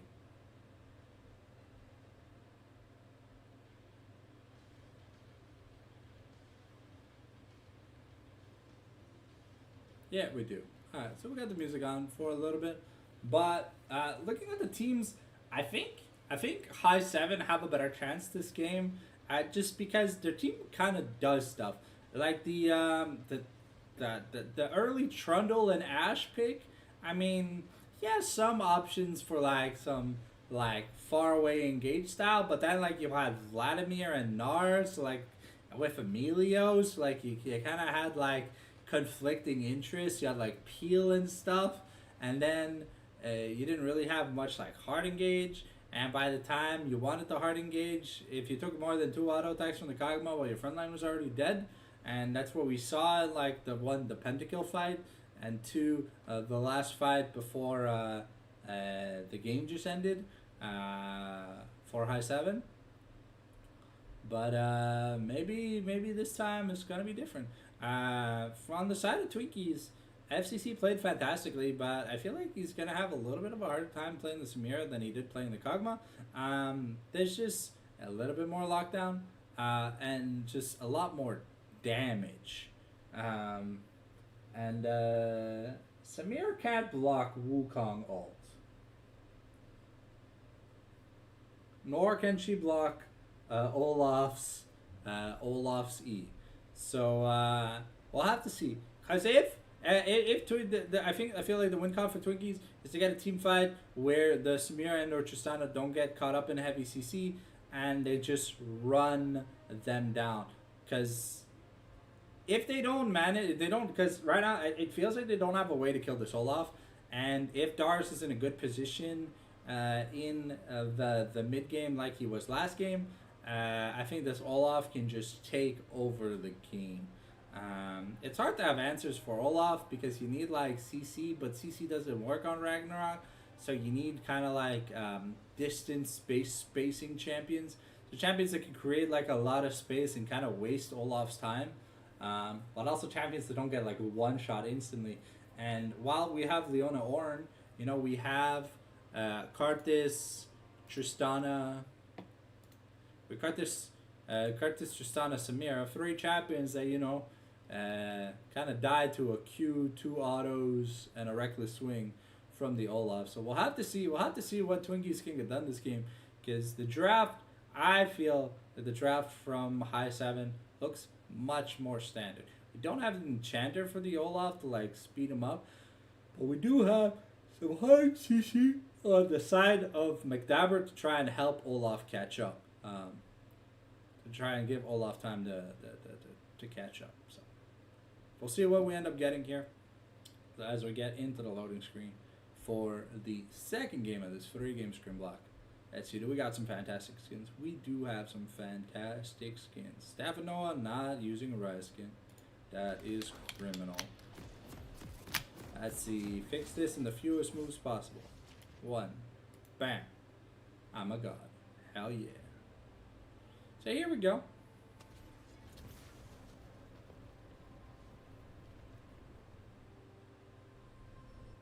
Yeah, that Karthus skin give me nightmares. Welcome to Summoner's Rift.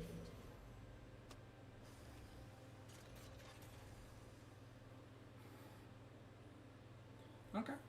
So we've got ourselves this time. We have 4 teleports. Darius opted to not take Flash. He took Ghost. If not, we would have had... oh, okay. Roxanne taking a lot... The isolated lay waste damage from Karthus is something you can't ignore. It's a lot of damage. So we see here if 2 Hearts able to have a bit of a cleaner early game against Darius, because Darius solo killed him almost multiple times. Minions have spawned.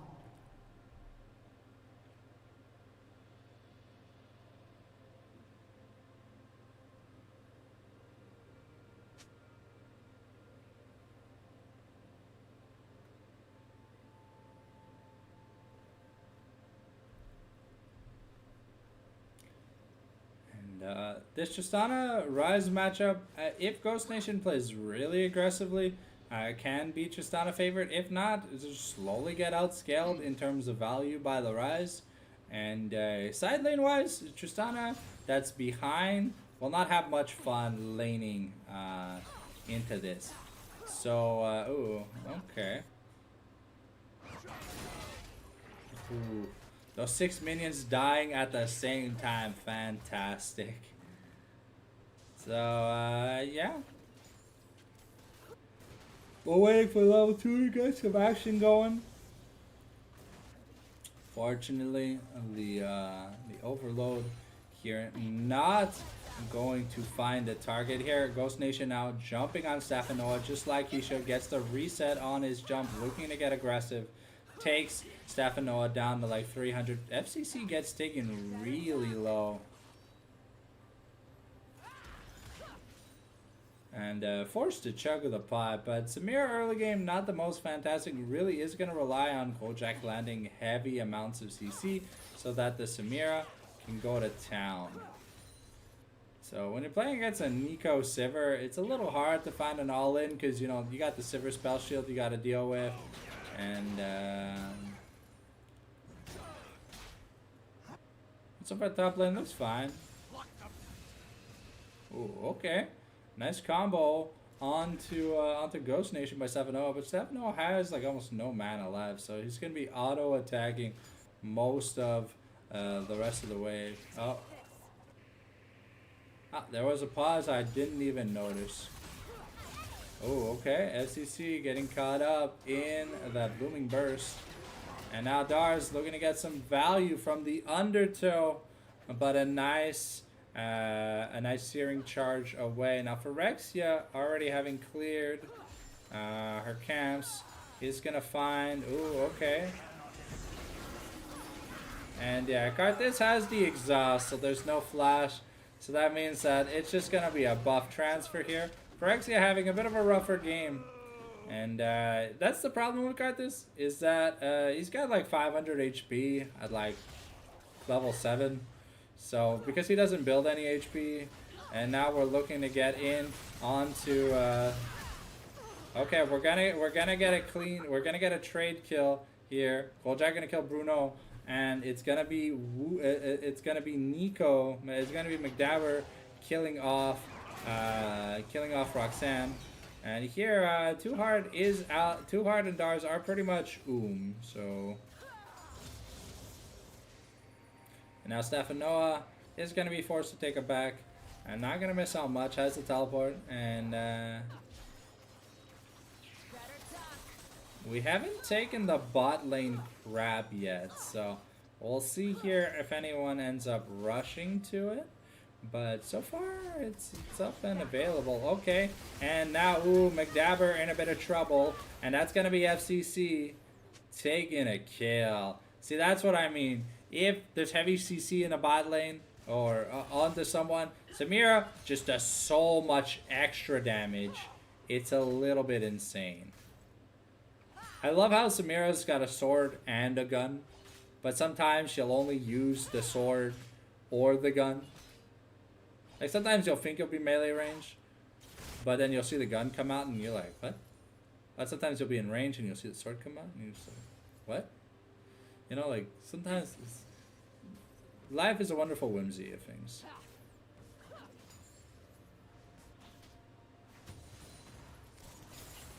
Ooh, okay, McDabber with a nice, unfortunately, the Tangle Barb's not gonna land. And see, on the Spectator clan, when the Nico goes, like, minion mode or whatever, sometimes I don't even see her on the map.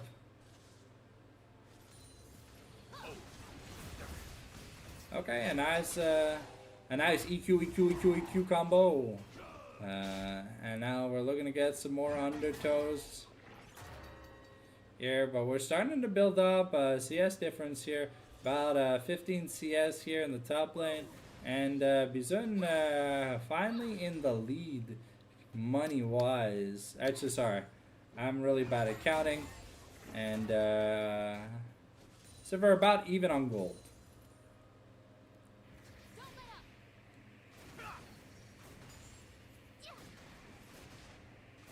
Ooh, unfortunately, Ghost Nation gonna miss all that CS.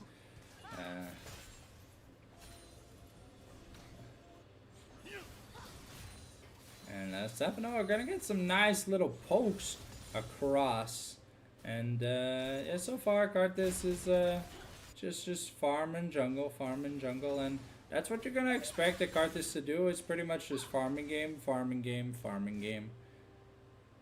most of the game, and then we'll see an impactful ult or two. But because of how squishy the Karthus is and how much damage there is on the side of high 7, you know, it's very risky to show your face as the Karthus.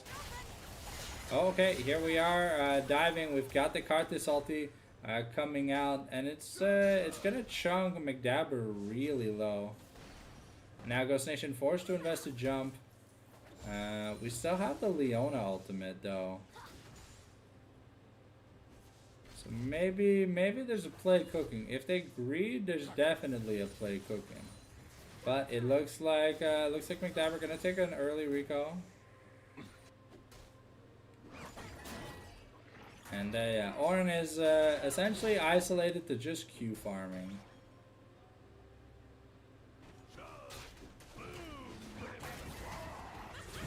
Oh, Phyrexia has been found out.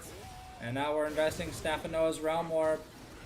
And that's going to be blue team taking a... ooh, okay, the flash here. And now McDabber trying to protect his mid laner Stephanoa. They'll force the flash over the wall. And now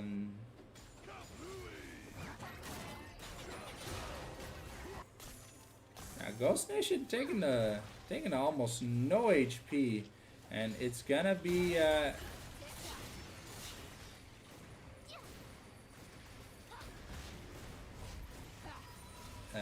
there's no smite here. Phyrexia is making her way. They really would love this objective. But Phyrexia gets rooted up. Now McDabber just gets caught with his pants down. Roxanne really wanted to try and contest for grubs, but Karthus does these so well. I'll see if Roxanne is going to be able to sneak a peek in. If the Leona looking to play damage control. And it looks like Roxanne gonna have to give up on the momentum. Oh, the Rise Q missed, but Stephanoa did not want to take the risk. And now we have a decent CS lead here from the side of Bizun. But because of all the action that Samir has been able to taste, she's up in gold. Oh, now FCC in a bit of trouble. Yeah, and with the wind wall, able to just get away from there. Now, is Bizun gonna greed? Is FCC gonna greed? And Bizun does greed. McDabber wasn't even on the map for me. And yep, this Nico just making fantastic plays here. FCC gets caught with his pants down. I mean, if you're not counting minions, it's a little hard to play against Nico. That is like one of the only counterplay options you have. It's like, why is there a fourth melee minion?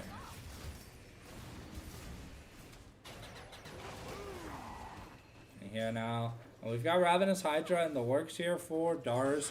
So, and we are stealing the blue buff away from Karthus.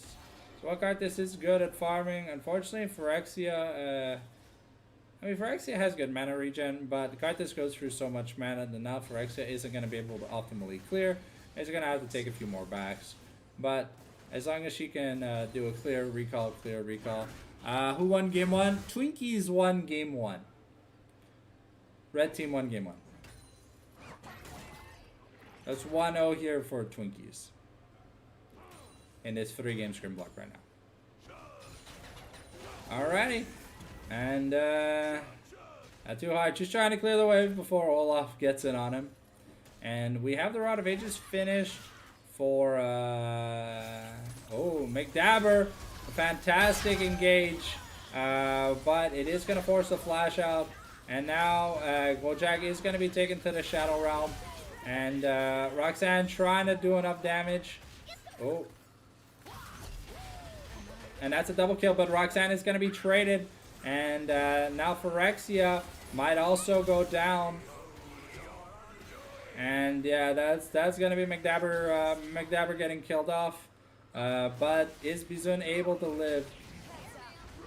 The answer is no, but Ghost Nation also goes down to the Undertow. Staff and Noah cleaning house. And now the Gojak finding an Olaf, but I don't think you want anything to do with this Olaf. It's 3 grubs to none, so Too Hard's going to be able to put in a decent amount of work. There's no Ragnarok here, so... and that's just a shutdown waiting to be given. There's no sunlight to come down here for the Leona, so we're not able to find Stefanoa. But yeah, no, this Samira is pretty strong, and Too Hard is making up a decent amount of the money. Now has tied back up by taking 3 solo plates here for himself, and it's gonna be the Cloud Dragon going over to the side of oh, Stefanoa now maybe in a bit of trouble. And yeah, that's just and yeah, Family Car Guys unfortunately is gonna die. And Gojak is gonna be taking a plate before the turret goes down. No, before the plates go down. But yeah, no, this Samira is starting to get fed. She does a lot of damage, and if we base ourselves what FCC did last game, you know, we're on the road. He has a lot more depths than he had last game. But if we base ourselves off what FCC did last game, I mean, this is a fantastic game for FCC. Even though he's died, he's always taking out like 1 or 2 people every time he dies. He has 8 KP and 4 devs, so every dev equals about 1 to 2 kills / assists. When we have double collector, I don't know if collector is the Tristana first item. Normally, I think it's like Phyrexia kind of struggling without the blue buff. Really needs that blue buff to have mana sustain, because when you have the blue buff, you're not like incentivized to build like a second mana item. But without the blue buff, it's a little bit hard. And the ornaments are gonna be coming shortly. Oh, another nice engage. And here we are getting onto oh, that's the collector proc here now. Okay, McDabber gets to live, but it's a 1-for-1 trade in the bot lane. And Phyrexia does not have enough damage to kill off McDabber. Oh. I mean, I think. Oh. Roxanne has enough to kill Gojak, but maybe just dies to Phyrexia here. Let's see if Phyrexia can... No, Phyrexia cannot connect the Skittles. So there's gonna be Roxanne Bruno getting away with murder for free, essentially.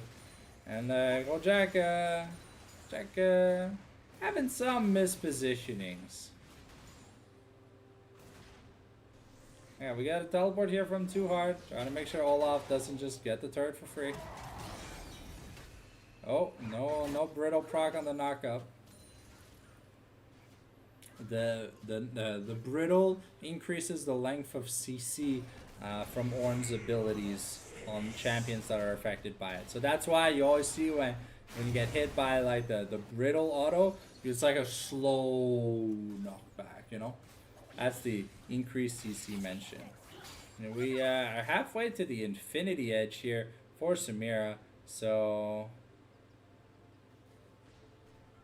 And Too Hard might just be able to take this turret, and not yet, but getting real close.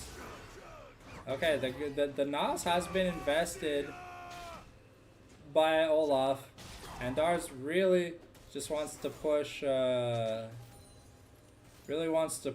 Hard away, but however, FCC not able to close the gap onto the Nico. The barrier comes out, and it's just not going to be enough.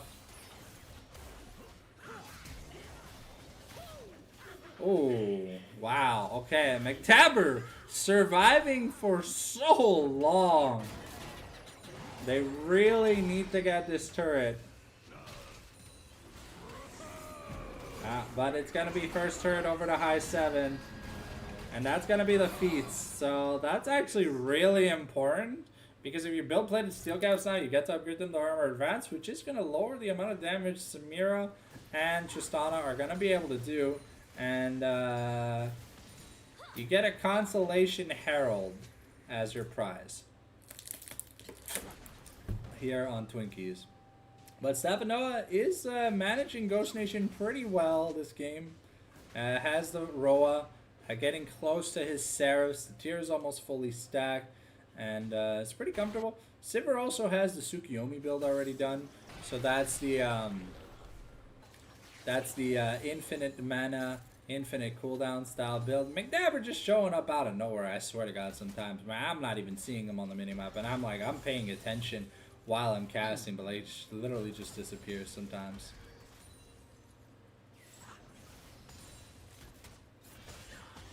Okay, Stefanoa gonna dodge one, flash the other, but I don't think we have the damage to kill this Rod of Ages Rise. And the Locket forced out. And here now Roxanne and Bizun here for the counter punch. We got the Cyclone, the knockup. And is it going to be enough? No, it's not. The knockup from Ghost Nation. We get the help from Phyrexia, but no one on the team is low. And now Too Hard. I mean, Bizun is killing himself, hitting a Bramble Vest and a Balmy Cinder. But yeah, no, there just wasn't any damage. So when the Garthus ult came down, Phyrexia is not ahead. And that's Darius getting a turret. Now we really want to stop this dragon from going down, but we're not going to be able to. Gonna get a nice double barbs, and now Phyrexia in a bit of trouble, but the Orn ult comes down. It's the Horn of the Orn Porn, and Roxanne gonna be taken down once again. Now McDabber, can he get out with his life? And maybe he can. He gets out by assassinating Phyrexia, but that's a triple kill for Too Hard. And now Ghost Nation gonna try and answer, has a TP, looking for the turret. But it's not enough of a wave, so I think Sivir's gonna be able to make it back. Yeah, Ghost Nation in this game too. Ghost Nation has looked kind of lackluster. There's no demolish here on the Ornn, which is interesting. Because what else would you take? The Font of Life? And now here, Stefanoa just gonna be able to teleport in, clear the wave, grab the petals. And there's only a 1k gold lead. That's because the ornaments haven't come in yet. So the gold is about tied because of Ornn's current ornament. It's interesting. I haven't seen Deadman's played as a rush in a while, but I guess having the extra movement speed to try and get away from the Olaf isn't a bad idea. Now Phyrexia here, going to clear up that red buff. Has a little bit of a CS lead in the jungle over Wukong, but I mean the important thing is that Roxanne has been here to shut down Family Car Crash every time. Now Family Car Crash getting caught out by the Nico with his pants down once again, and that's going to be another turret going down. The outer ring now down, and yeah, if you're FCC, you hate this goddamn Nico, because every time you walk up to a wave, surprise! And you know what's funny? Surprise isn't even Nico's line. It's Shaco's. So there's just a random Shaco cosplaying Nico. Just there to spook FCC. The teleport's being channeled by Too Hard. But the objective's already dead. Now, okay, we got Phyrexia in with the big damage, but no one's able to fire on Dars. And Stefanoa is going to go down. Too Hard is 5-0-1 on this Ornn. Ghost Nation getting assassinated. And yeah, Ornn gets away. Keeps his KDA super clean. But that's a shutdown here. FCC also has damage, but that's a level 14 2-item Olaf. But can the Samira do enough? It looks like she can. Double kill for FCC, but now FCC might get caught out with the pants down. Ooh.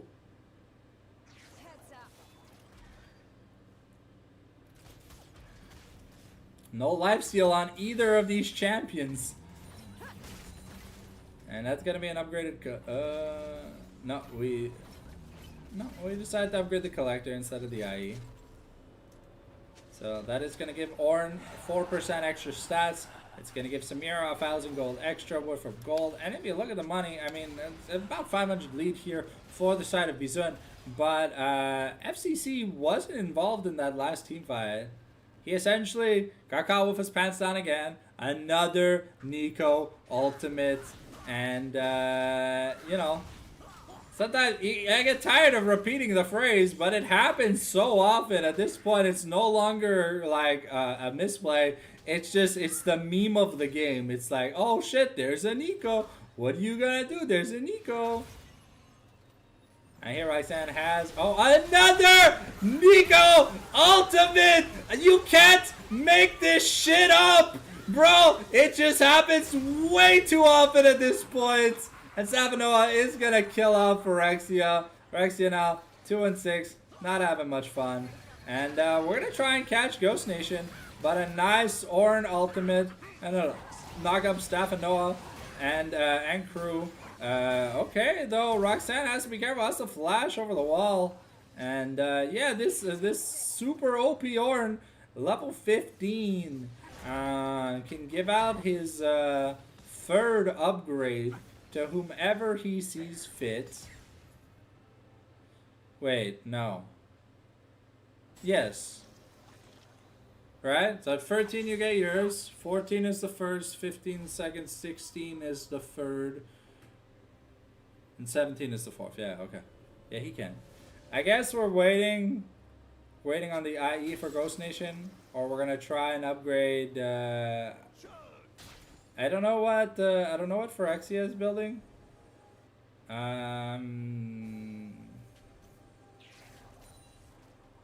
Cause it's not.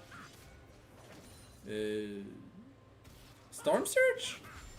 Okay, here we are starting off this Chemtech Soul Point Dragon fight.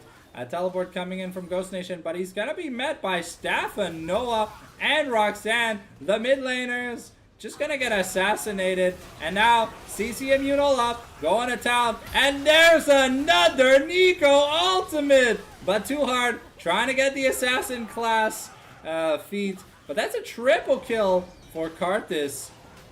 Okay, Too Hard does a lot of damage though.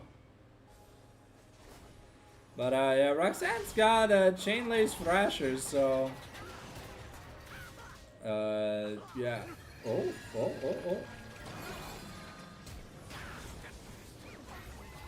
Ooh. Okay.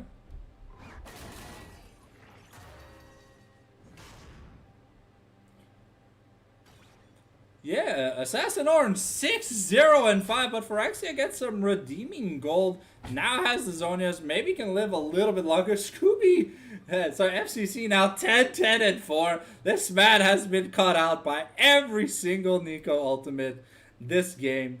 But yeah, now he's also on 3 items, though Bizun almost on 4. So we're chilling. But this Samir does a lot of damage. Has the Immortal Shield Bow to pray that a small shield is enough to survive all this burst, because you know when the Samira gets running, she has the collector, so if people do damage around this Samira, and this Orin has been doing a lot of damage, then it's just good enough to get places. Too Hard has 2 upgrades to hand out. And next level he'll be able to be fully upgraded. Stefan Noah here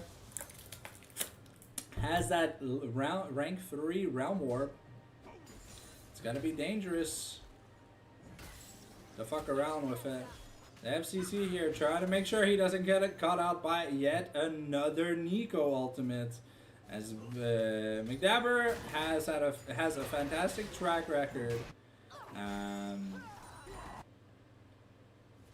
for catching him out. But it is Chemtech's soul here for high 7 if they do get it. And it's up in 3 minutes. Right now we're doing a little bit of the Baron dance. No one's looking to start the Baron right now. We kind of need priority because we don't have the fastest Baron takes. Oh, here's Dars.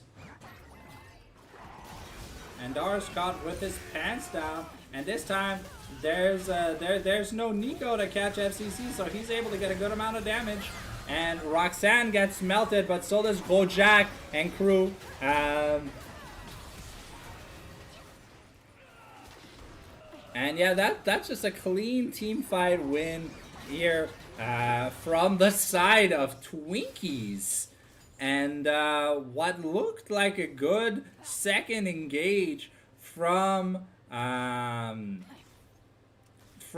7. I mean, Karthus had Zonias and he didn't even get to use it. That's how fast the Karthus died. But that Karthus ultimate did a decent amount of damage. And this Assassin Ornn, you know, 709. 3.5 items. Doing the Lord's work at the end of the day. Too Hard is here to make amends. And this Olaf pick from Dars has not looked fantastic this game.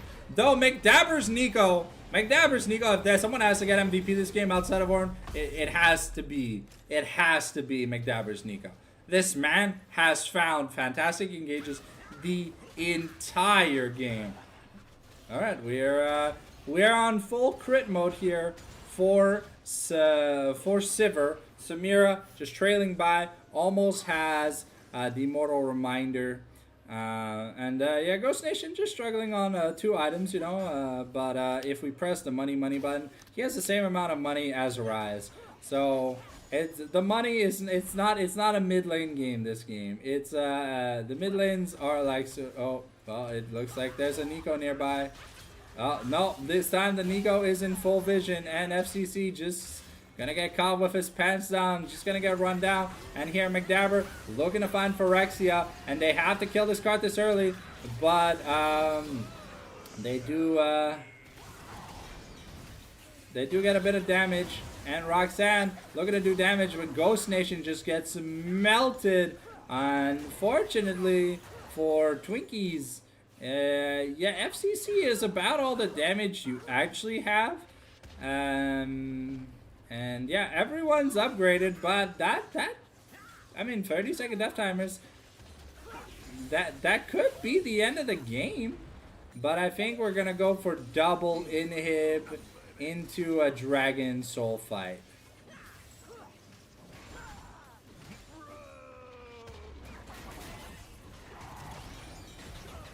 Okay, McDabber gets caught out though, and now he's maybe in a bit of trouble.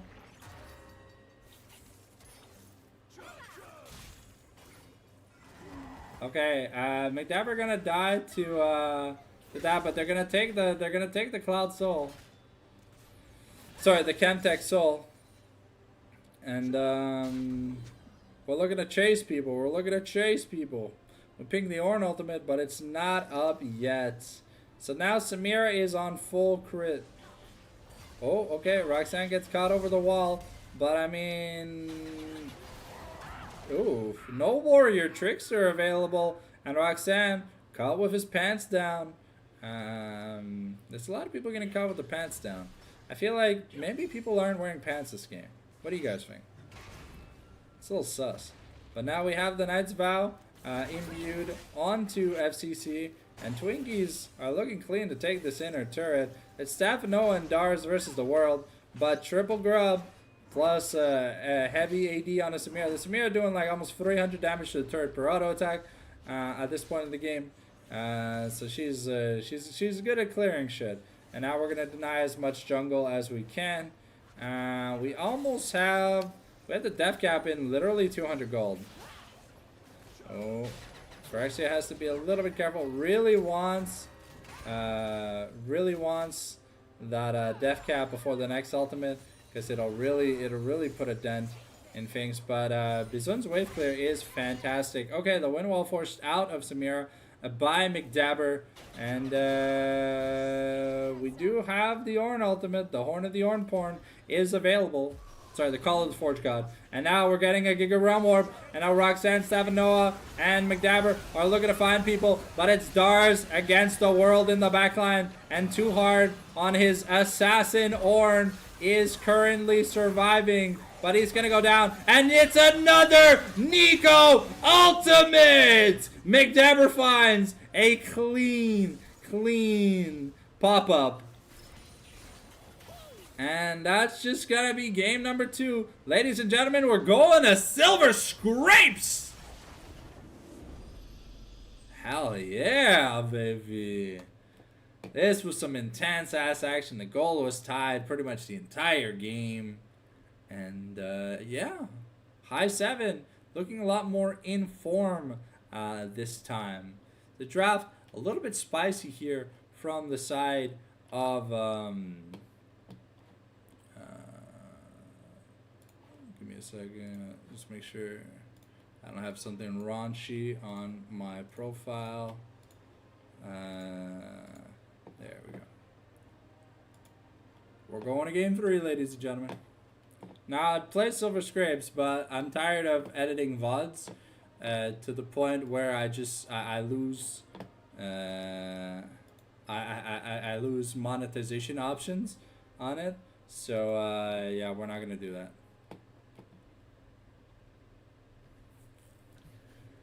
So things are pretty wild.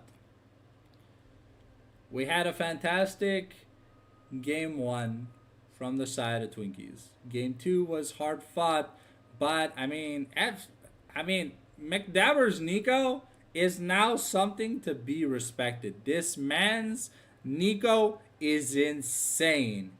He has found the enemy carry at every opportunity that game.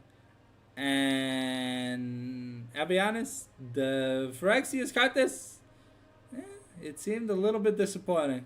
It got caught out in a rotation, and then it felt like it kind of never came back, you know? Dice is Olaf. I mean, it did what it had to do. It ran at people. And, yeah, Bizun, well, I mean, you're playing Sivir. All your autos hit literally everybody, doing insane amounts of damage. You got the Tsukuyomi build, so you have infinite Q, infinite spell shield, infinite W, and yeah, there was no real way to shut this man down. That game definitely a redemption from that horrendous Ashe game we got to witness in game number 1. But here we are in the lobby waiting for game number 3. So if you're excited. If you're excited like I am, we're going to get some goddamn good, clean action here.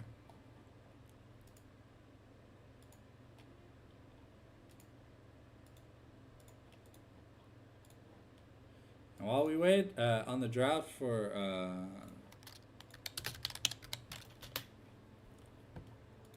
I'm just going to go do the cafe minigame in Blue Archive real quick. So don't mind me. So wait, if I invite, who is it? Is it Nozomi?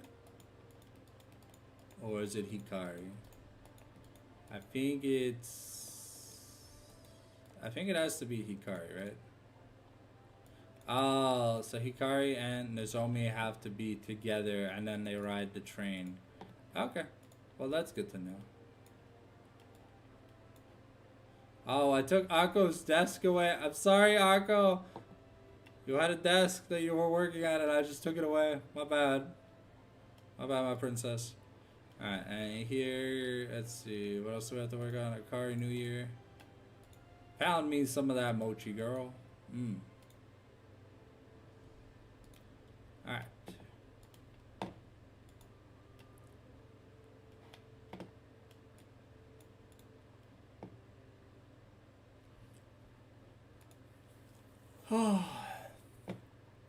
Give me a second. I'm just gonna check my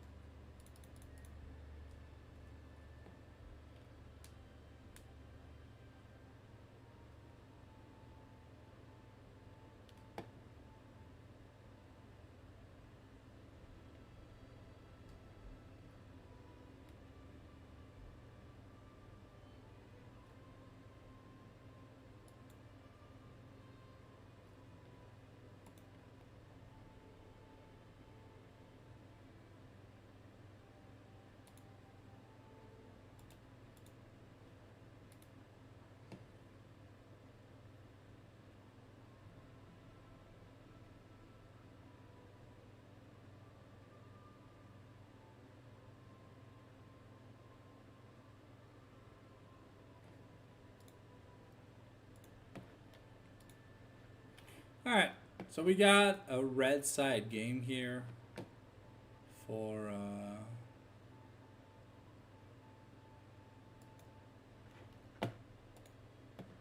hmm?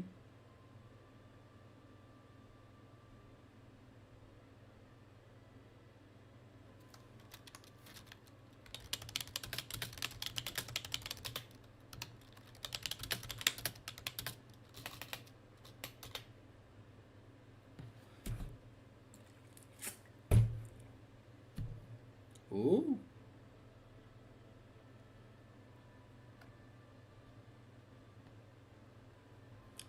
Looks like they are scheduling this week's Academy game. Oh.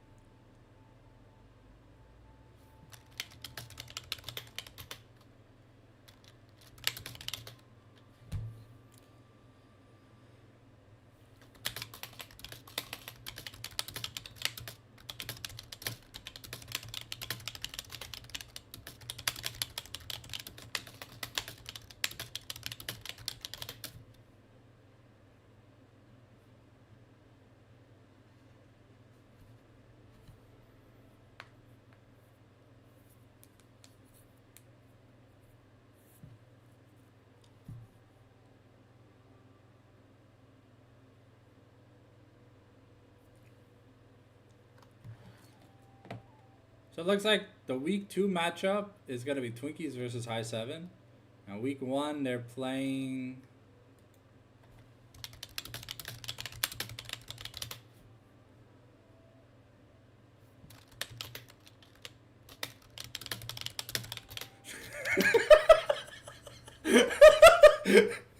oh.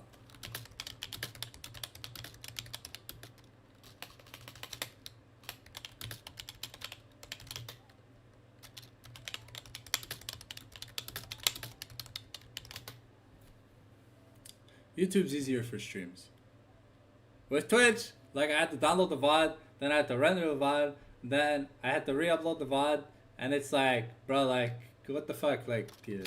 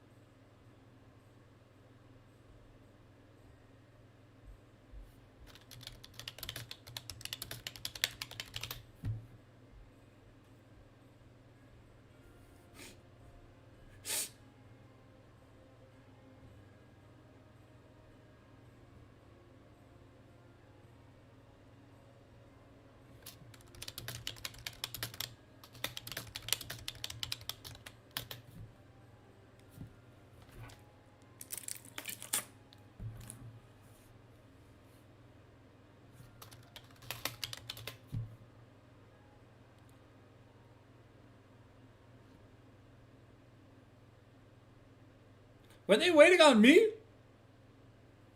Yeah, they were waiting on me.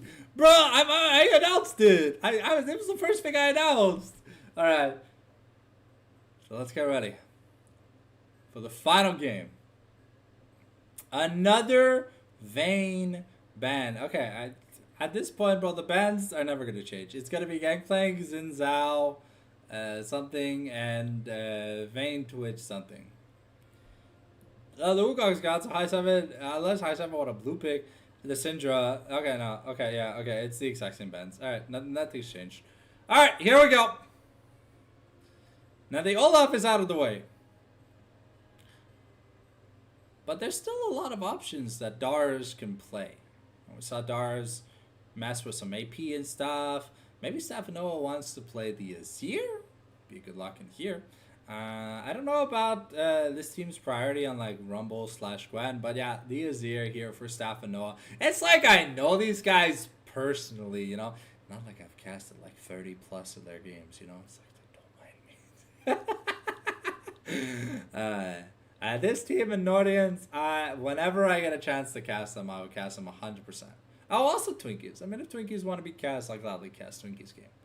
I don't know. They're fun to watch play. Like FCC either goes God mode or he gets picked off every single team fight. Ooh, the Ziggs. Okay, the answer to the Azir in the current pro play meta outside of Akali, you know. Oh, the Volibear here? For Phyrexia? No? Okay, the Viego? Okay.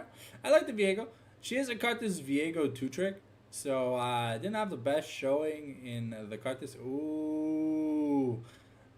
Roxanne did tell me that if Phyrexia picks one of her mains, he's gonna pop out the goose sauce. Is this the goose sauce? Are we gonna see the terrorist chain smoking, shotgun slinging, slur yelling, Yapatron lick? No, it's just gonna be the Bobby. Okay.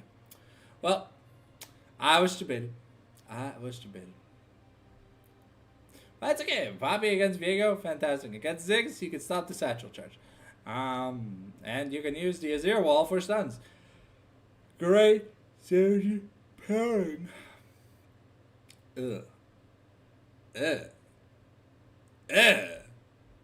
Okay, I didn't know we were all the way down to the smolder tier of 80 carries. I don't know, man. Smolder just means there's like nothing going on early. And if it's forced and it goes badly, and the smolder team gets ahead, bro, they just win because then they have an Elder Dragon literally on their team. It's like in Alshin's Descent, you click the Elder Dragon thing because it gives you 42 gold, but then you realize that thing has 450 AD and it just one-shots your tank, and you're like... Yeah. Alright, the Braum here, fantastic against Smolder and Azir. So fun fact, the Braum wall will slow the parts of the Azir soldiers that he's covering from advancing. It's kind of like how the wind wall works. That it kind of like it cox blocks some of the soldiers, but not all of them. Unless the wind wall I think is rank 5, then it's big enough. The Yorick ban here away from Dars, and we've seen a lot of Yorick priority in games recently. Cassante gonna be taken away. I mean, it's normal. It's either Sion or Cassante, so we'll see maybe if both get banned. But the damage profile here from Twinkies is looking kind of low. So unless FCC's got like a Magnum Opus style pick, which I imagine he does, because we're not banning any other 80 carries. The Fiora are also going to be taken away, so indicating that we probably want to be playing the likes of the Scion here. Let's see if High 7 have the read when it comes to this draft. No, it's going to be the set ban. Okay. I'm not sold on the set. I'll be honest. I've seen some games. Yeah, and also this man is known for his Shen. Why are we banning set over Shen? This man hovers Shen quite a bit. Honestly, he plays Shen quite a bit. As one of the only top laners probably in Academy that even plays this pick. But he's been playing this champion for a while. So, depending on the top lane matchup, I mean, this could be a Poppy top flex if High 7 wants to get a high octane jungle. Poppy is fantastic at the Shen. But, oh, Jesus Christ, Stars, really? Really? It's Showmaker o'clock? What the Salamama Bing Bong Kumbum Jing Jong is going on? We got a Tryndamere hover here. It's 20. No. Okay, it's Kale? Okay, I mean, I could see Kale. It's gotta be AD Kale, right? You know, for the movement speed? It's AP Kale. I'm not... oh, no. No, not Karma. Oh, I feel like it's. I mean, it doesn't feel that bad with this draft, but there's definitely better enchanters than McDavid can play. Not like this. Ooh, ooh, ooh, ooh! Please, please, please, please, please, please, please, please, please, please. No, no, no, no, no, McDavid, you are the worst cocktease in the history of man. Oh, the return of the god. 200 years of experience. Will it be locked in? I mean, with a Braum. I mean, the team comp isn't doing much for a fella. Okay, okay, no, please not Jin. Okay, no, oh god, ooh. Stop teasing me. Lock it in already. Do it. Do it. Yes, my precious. Aphelios locked in here for FCC. So we saw him go to town L9 super style in game 1 with a pentakill on the Kagiwagi time. And now we'll have to see if his Aphelios has 200 years of experience. Let's find out.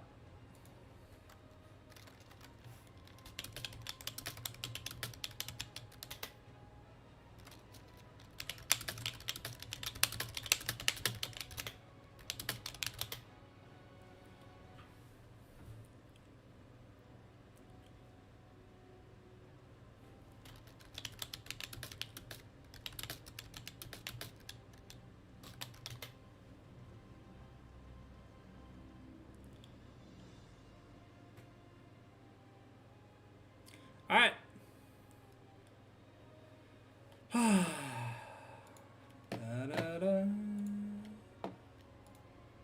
Get ready for the final game, ladies and gentlemen. Okay. So I could see this going both ways. I mean, you got Ziggs Aphelios versus Smolder Kale Azir. So can Too Hard hold the line? Because to be fair, he had a fantastic Ornn game. Almost deathless that series, by the way. But he ended the game, I think it was like, what, 6-1-9 or something?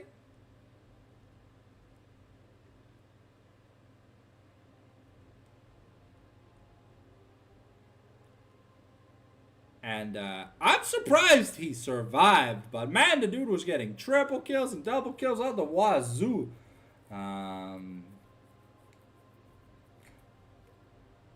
It's making me rethink Dead Man's First, because yo, that like bonk auto attack, yo, that's some nice damage, because it stacks with the brittle, because the brittle does percentage health, and then you get extra flat physical, then you get Ornn's actual auto, and then if he has grasp, you get the grasp.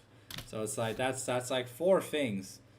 So will we have spec delay for this final game? Let's find out if we are.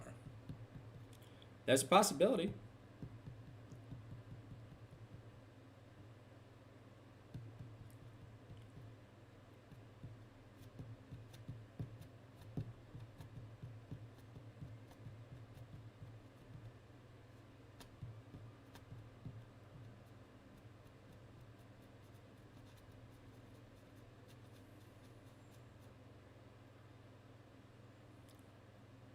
Looks like we have spec delay. On va pull to scaling. Yeah, but I'll be honest. The second I saw Ziggs and Azir, I was like, okay, this game's not ending at 25 minutes. We're getting a 40-minute banger, hopefully. And then I saw Kale and Smolder, and I'm like, oh, tabarnak, bro, ça va go long. I'm excited to see the Aphelios, though. Feel like it's been a while since we've seen Aphelios. I'm not really happy to see the Smolder Karma. Would have loved to see maybe like a Bard or something a little bit more impactful. I don't know. I feel like every time I see Karma, she's the most useless champion in the game. In terms of enchanters, I feel like she's not in a good spot. And honestly, you see a Braum on the opposite side. You could have picked something like a Seraphine or maybe even... honestly, I feel like a Sona here for the side of high 7 would have been insane, bro. The extra damage shields and the damage reduction on hyper carries, oof, and the heal would have been fantastic. Plus, I mean, look, I get it. It's not for everyone to play Sona, but I feel like if you have to pick an enchanter to play with like a low action comp, I feel like Sona is just much better than Karma. Because Karma would have felt fantastic with the Olaf, but I mean, McDabber's Nico was something else.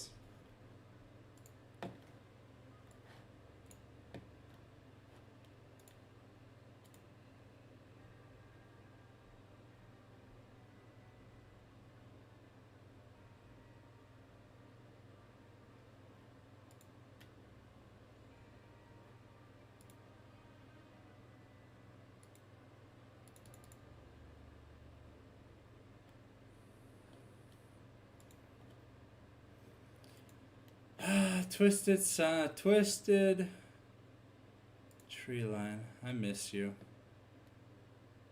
One day they'll bring it back, man. Even if it's just for like a season, like whatever, man. But like, holy shit, I can't begin to tell you how much time I spent on Twisted Tree Line, bro. Like, there were some days I'd come back from school and I don't know, like. I come back from school, it's like 3 p.m. and then suddenly it's like 7:30. I have to get ready for supper. And then it's like 11 and I'm going to bed. But like all I've done is play Twisted Tree Line Ranked. And that was, bro, those were the good days. Now I turned that love for Twisted Tree Line into love for TFT. Because, I mean, something's got to get my attention. But here we go. We had a smolderless skin. And the 9-man skin gang. I'm used to this because I cast Exodia and Reynar's never has a goddamn skin. Now let's fix this. Let's fix this in as few moves as possible. So 1, it's Poppy Jungle. Okay, Poppy Jungle for Kel Top. Azir, this. I think maybe I fucked up, but I think that was 5 moves. I think that was good, no? But anyways, let's find out here. We got 4 teleports. We got Calvin versus Lethal Tempo. We got Cleanse here on Bizun. Makes sense, you know. You got the Shen, you got the Viego, you got the... 30 seconds until minions spawn. I try to say something and I just hear a pigeon cooing. Bro. Ay. Oh, give me a second. I got a stretchy stretch. Gotta get the stretchy stretches in. Oof. Oof. You know, we're getting old, so gotta stay limber. Baby. Ooh, Phyrexian's gonna find Roxanne here, but the level 1 for oh, okay, Ghost Nation gonna get poked out a bit, and a soldier's gonna come out. And I mean, overall, well, we want to get vision on this chicken camp. No. Okay. I guess we're just gonna go ahead. Roxanne gonna be a little late to her blue buff. No. Gonna decide against starting on blue.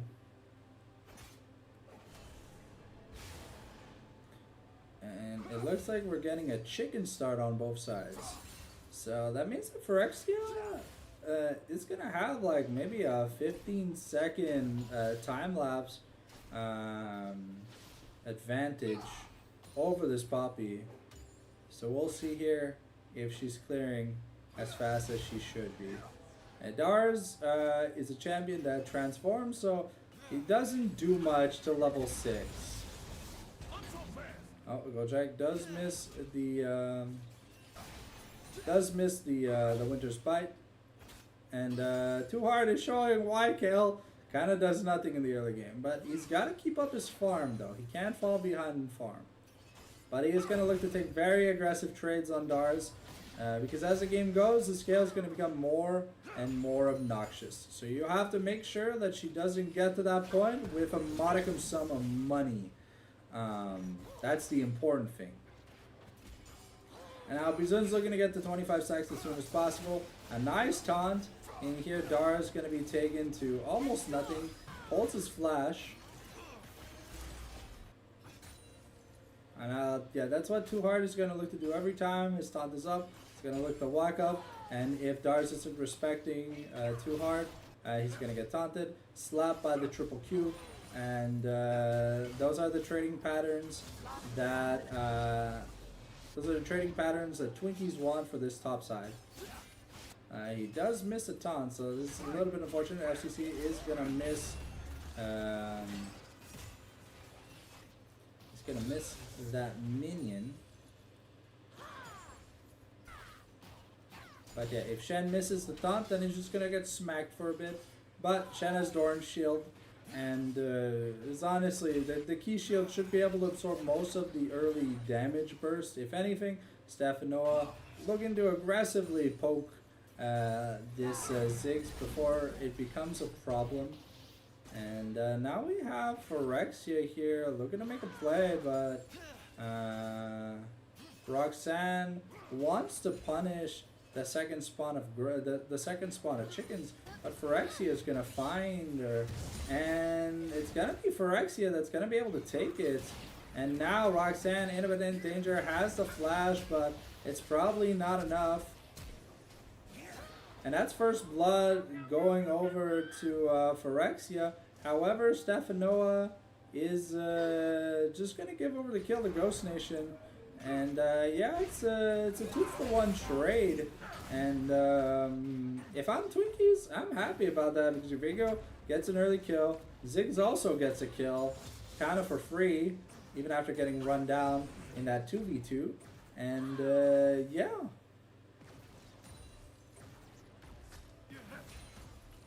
And FCC building up a little bit, trying to build up a little bit of the CS lead. But yeah, Smolder doesn't really care about any lane action. As long as he is getting stacks, that is all Smolder actually cares about. Now Dara's in danger. And yeah, that's going to be the feats of warfare. And Viego, Phyrexia is 2-0 right now. So that's going to be a pretty good back here for Phyrexia. Let's see what kind of build she opts in for. It is going to be the Kraken Slayer. So she is going for the on-hit style Viego. And Too Hard got a nice little chunk out of Dars. But he hasn't taken a recall yet. Now Goldrak is out of mana. And he's not having much fun. The AD carries have not recalled yet. The mid laners have though, and it's Lost Chapter to Boots. However, McDabber landing quite a bit of good poke onto FCC, making it a little bit annoying. There's not much CC if you don't have Red Gun. You don't have you don't have sustain, because AD carries don't build lifesteal early, so they're really just depending. Ooh. And that's gonna be a solo kill, an unpunished solo kill here from Dars. Flash for flash traded. So Too Hard got a little bit. Oh, okay. The Ziggs ult to cancel the recall. Pretty nice here. Now Roxanne is going to be spotted on a ward. And so far, I mean, the Kale is looking kind of good. It's going to be what looks like a Titanic Hydra here. Oh, okay, we interrupt the recall, and now Stephanoa's got to take a recall. Phyrexia's gonna look to stop it, and Stephanoa caught window shopping.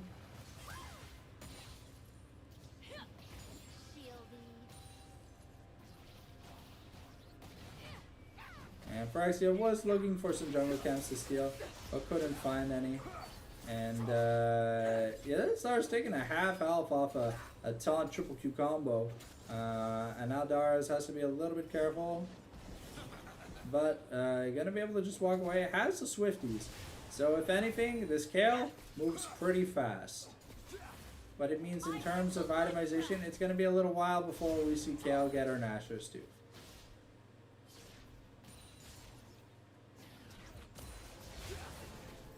It's almost Ghost Nation almost out of mana though here in the mid lane, looking to take a recall.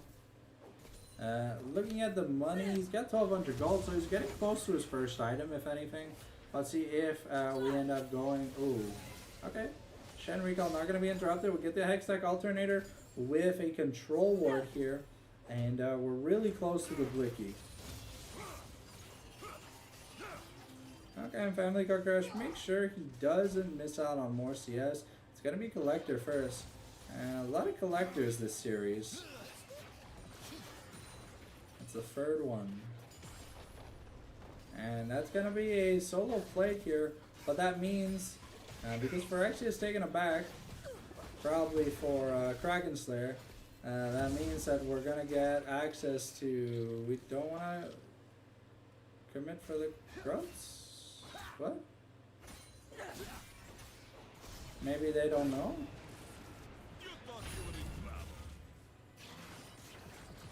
What? Why didn't update? No, there's a grub that's clearly alive. Okay, the Guardian gonna be procced here. And now Phyrexia looking to get to this dragon as fast as possible. To go 1-for-1 in objectives. It is the feats of warfare for the side of Twinkies. So we do have a lot of fun here with the scaling pick, and this Viego has proven a lot more useful than the Cartis does. Okay, I mean we still have 5 minutes before the grub spawns. Sorry, before the herald spawns. Fortunately, too hard. Turret shots are not auto attacks.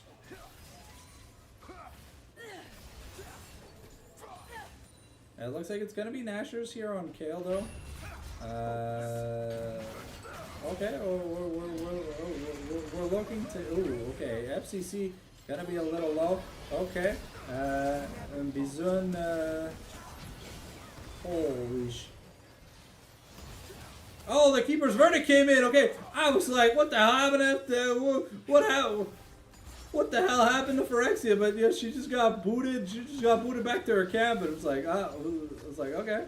But a good engage here by Jack.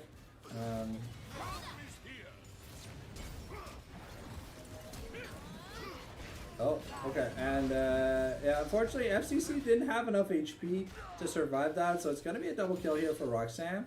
Are we really just not taking the third grub? I mean, I think maybe on the next recall or something, but it's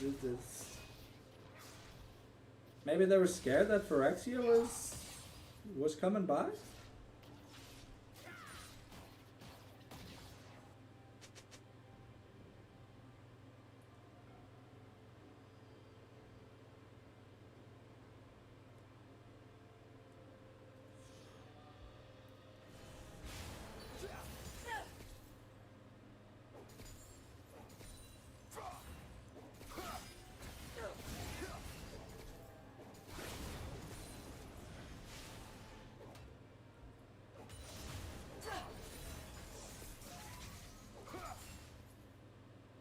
Alright.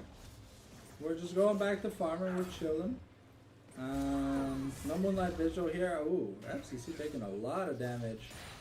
And Ghost Nation's wave clear is getting annoying. Okay. Too Hard might just be dead? Maybe? Okay. Oh, okay, we got the counter engage onto the Dabber, but Mom is going to be told the Sabao. And yeah, that's Mom down. And we had the Azir ultimate used just recently against Ghost Nation. I guess it was like an offensive dive, but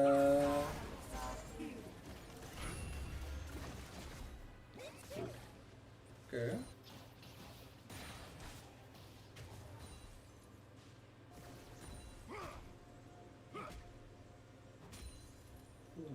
Well, Jack is running low on resources, so you have to be a little bit careful.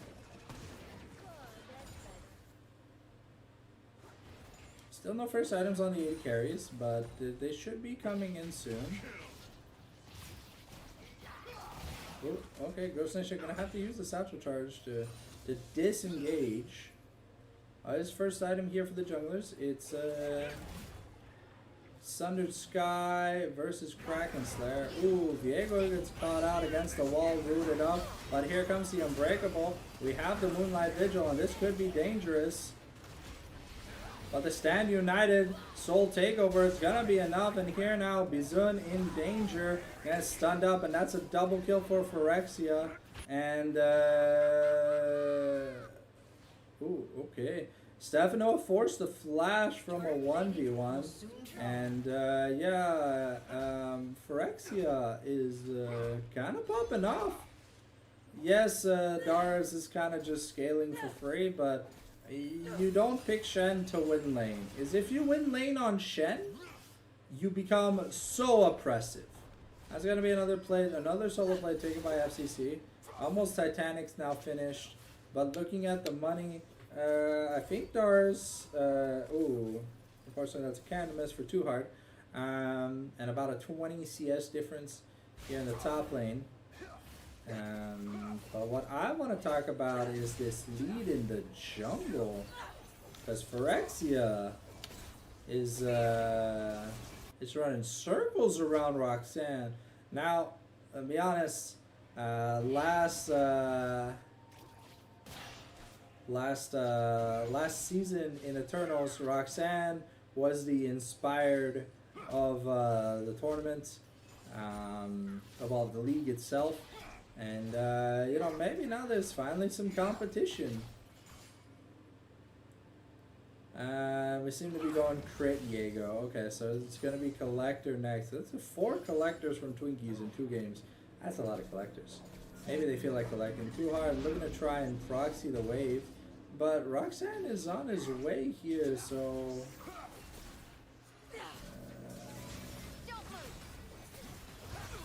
and yeah, that's just a free kill given over the Dars. Too Hard having a bit of a rough game after his MVP Ornn game. Not getting much done on the Shen here. Some fantastic Stand Uniteds. And so now Herald is going to be the next objective to fight for. It is going to be 2-2 in objectives if Poppy takes it. But if Dars takes first turret, then we're truly going to have to fight over the Fur Dragon. And that's level 12 on Kale. So Dars has scaled fantastically.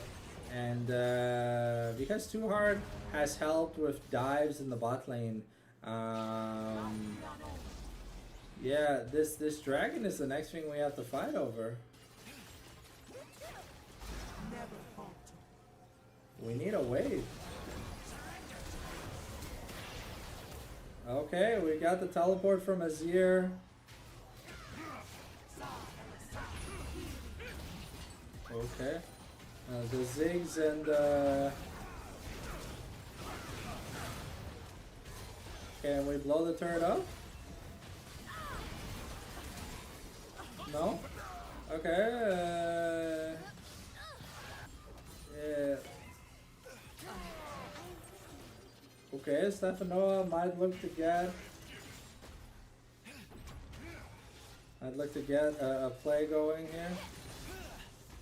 Oh, and the flash auto Roxanne. Ooh, wait, who subscribed? Mr. Chair! Thank you for the subscribe, buddy.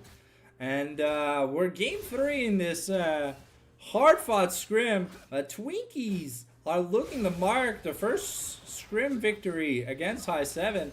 Probably going to be ill omen here for what's to come in the league. And this Smolder pick hasn't really done much, but the problem is, you know, we saw the little bomb animation on the turret, but Ghost Nation used the satchel charge on something else. So that means the turret was the 6th player.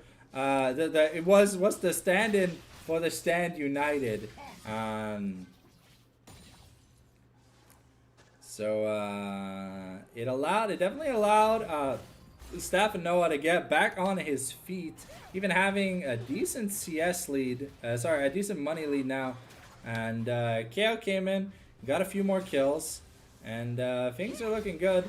And now Too Hard, stunned up against the wall. Mom's being summoned. And while when your mom is a fire-breathing dragon, she kind of hurts ninjas in pajamas. Here comes the Ziggs ultimate to clear the wave, but is it gonna be enough? Ooh, okay. We're looking to get on to Ghost Nation, but nice satchel charge to get away. And Ghost Nation gonna pop the blast cone to be able to get away. Now we are looking to fight over the third objective. So this next dragon or this Otacon, whichever comes first, whichever they fight over first. And Kale might, FCC might be in a bit of danger. He, once again, ooh, okay. The flash to try and get onto FCC is a flash for flash, but Too Hard. Gonna be yoinked away. However, he is Shen, has to stand united, can still join for a team fight, but he wasn't yoinked very far. And, now we're popping the Herald in the bot lane. So we're looking to maybe get that bot turret. Ghost Nation now in a bit of a struggle bus, but Phyrexia here looking to save. Oh, okay. FCC here now, maybe in a bit of danger. And yeah, that's just gonna be another kill. Too Hard though is now alone, has to flash back over the wall, and Dart should be able to get another turret here in the bot lane. There's no teleports besides Ziggs, but Ziggs needs to be doing wave clear duty in the mid lane. And yeah, Dars has grubs, so he's perfectly fine here. Come on, guys, take the pedals. They're right next to you. And that's another turret here. Looking at it, yeah, that's a 2K gold lead. That's almost a second. That's almost an item difference here in the top lane. And well, Too Hard is doing what he can. We've got Dragon in 15 seconds, so it's gonna be Kale with TP versus Shen with Stand United. But now they're looking for a Death Rush. They're probably gonna get one. Gojek has to find a way to get out of there. Mom's gonna be summoned, but we're gonna throw out the Braum ultimate to try and buy some time. However, now Gojek, unable to join the fight, is on like 200 HP, and that's just gonna be feats of warfare once again. The second game in a row going over to the side, unless Phyrexia gets to Stand United. But we don't have the damage. Ghost Nation there with a bit of damage to get the shutdown on Stephanoa. But Roxanne is a beast this game, really showing why he's the jungle king.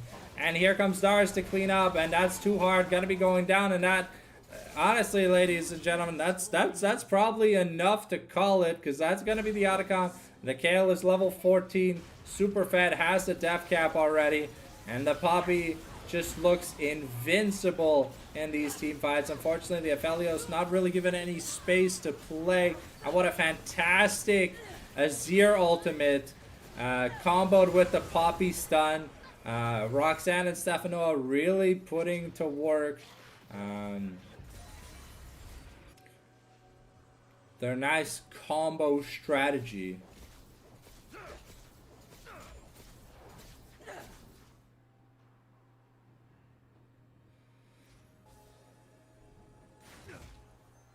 And here Phyrexia finished the collector, now going for the Immortal Shield Bow.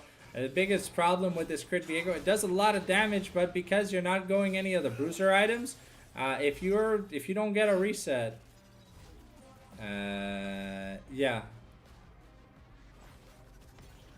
If you don't find a reset, well, you kind of just get one shot. Because you're as squishy as your 80 carry. You have Murtrads, but that's the only difference between like Aphelios and Phyrexia right now. Because there's no HP on either champion. Stephanoa now has the Rylai's, has the Spellslinger shoes, has the Nashers, probably working towards the Leandries. Very, very comfortable in this game. Roxanne has the Chainlace Thrashers, so it doesn't really care about Ziggs anymore. And with the Deadman's Plate, can definitely outrun this Aphelios or Viego if she puts her eyes on them. Now Kale going Shadow Flame, your third item. So yeah, Ghost Nation has to be careful because now the speed up from Kale. Yeah, Dar's taking a lot of damage. The minefield from Ziggs is something you still have to respect. And now Dars might just be dead. Oh, but the speed up from Kale with those boots, once we get those Swift Marchers, that's gonna be intense. And yeah, Too Hard just has to accept that he is dead. Stefanoa with the perma slow because of the Rylai's. Whenever a soldier hits you, well, whenever you take ability damage, you're slowed by like 40%, but he attacks fast, right? So you're just permanently slowed. We're gonna take at least this turret in exchange. And now Phyrexia gonna get stunned in the wall animation. We break the mom wall, but here Ghost Nation comes to try and defend. But McDabber with the flash. But here comes FCC with some damage firing back.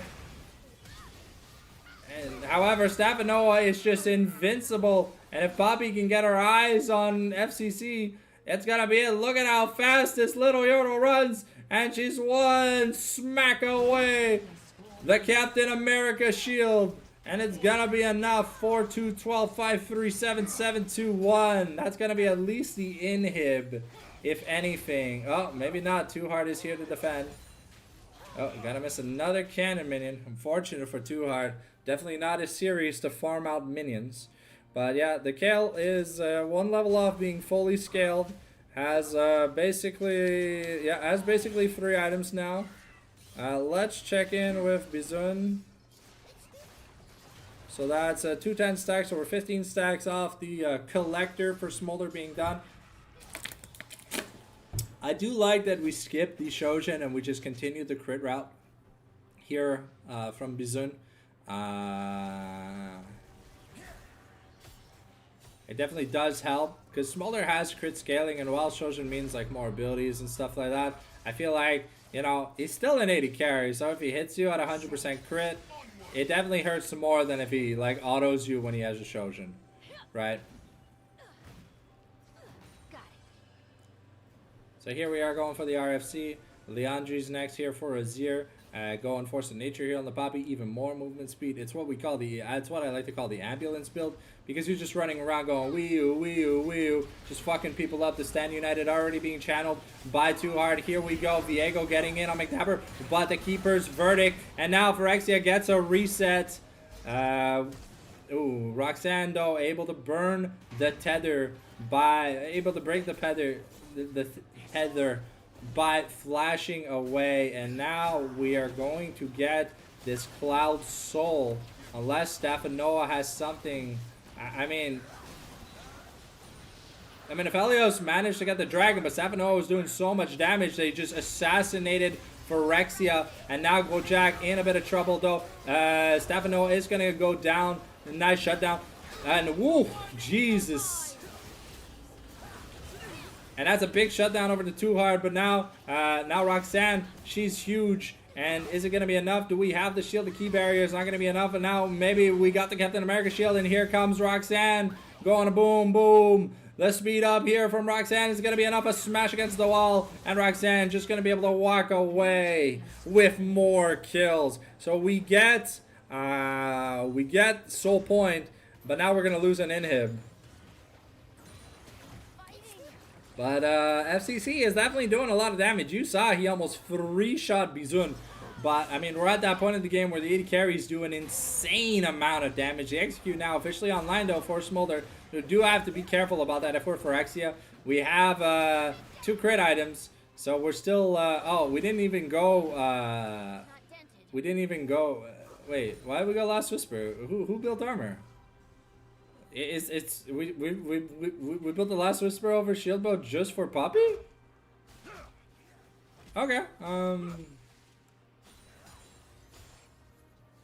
But yeah, no, Roxanne level 16 here.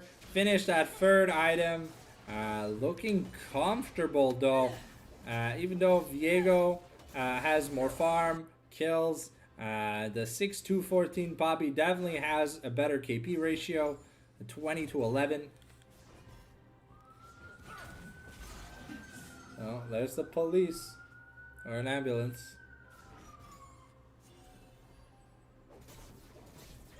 I can't tell which. But it was pretty loud. And Dar's here. 3 items now working on the, I want to say, the Cosmic Drive. But here we are starting Baron. And the Ziggs Kamikaze attack. And not going to find much value. And that's too hard. Just going to be taken... Oh, he's trying to get away from Dars. But Dars is so fast. Has the slows from the Q, and it's gonna be enough. So we get off the Baron, because now without the Shen, there's no stand united. It means we can force a fight if we have to. And it's gonna be Kale taking the bottom inhib.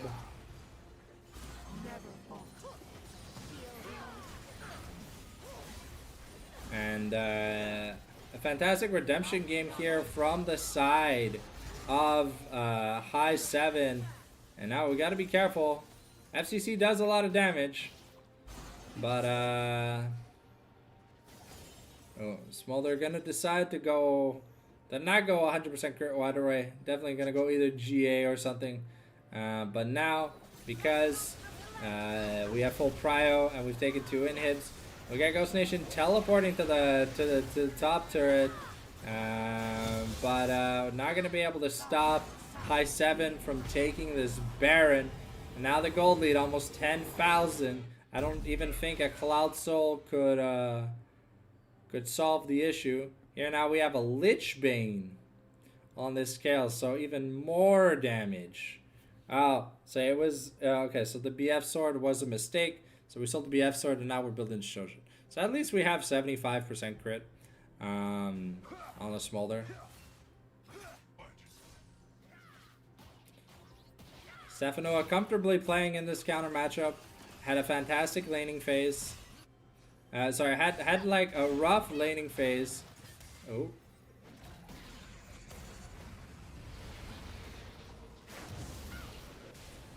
And now Roxanne wasn't able to kill off the Ziggs, but did force both the Mega Inferno Bomb and the Stand United. So that's like a really, really big cooldown. The taunt's going to be cancelled by the Heroic Stance.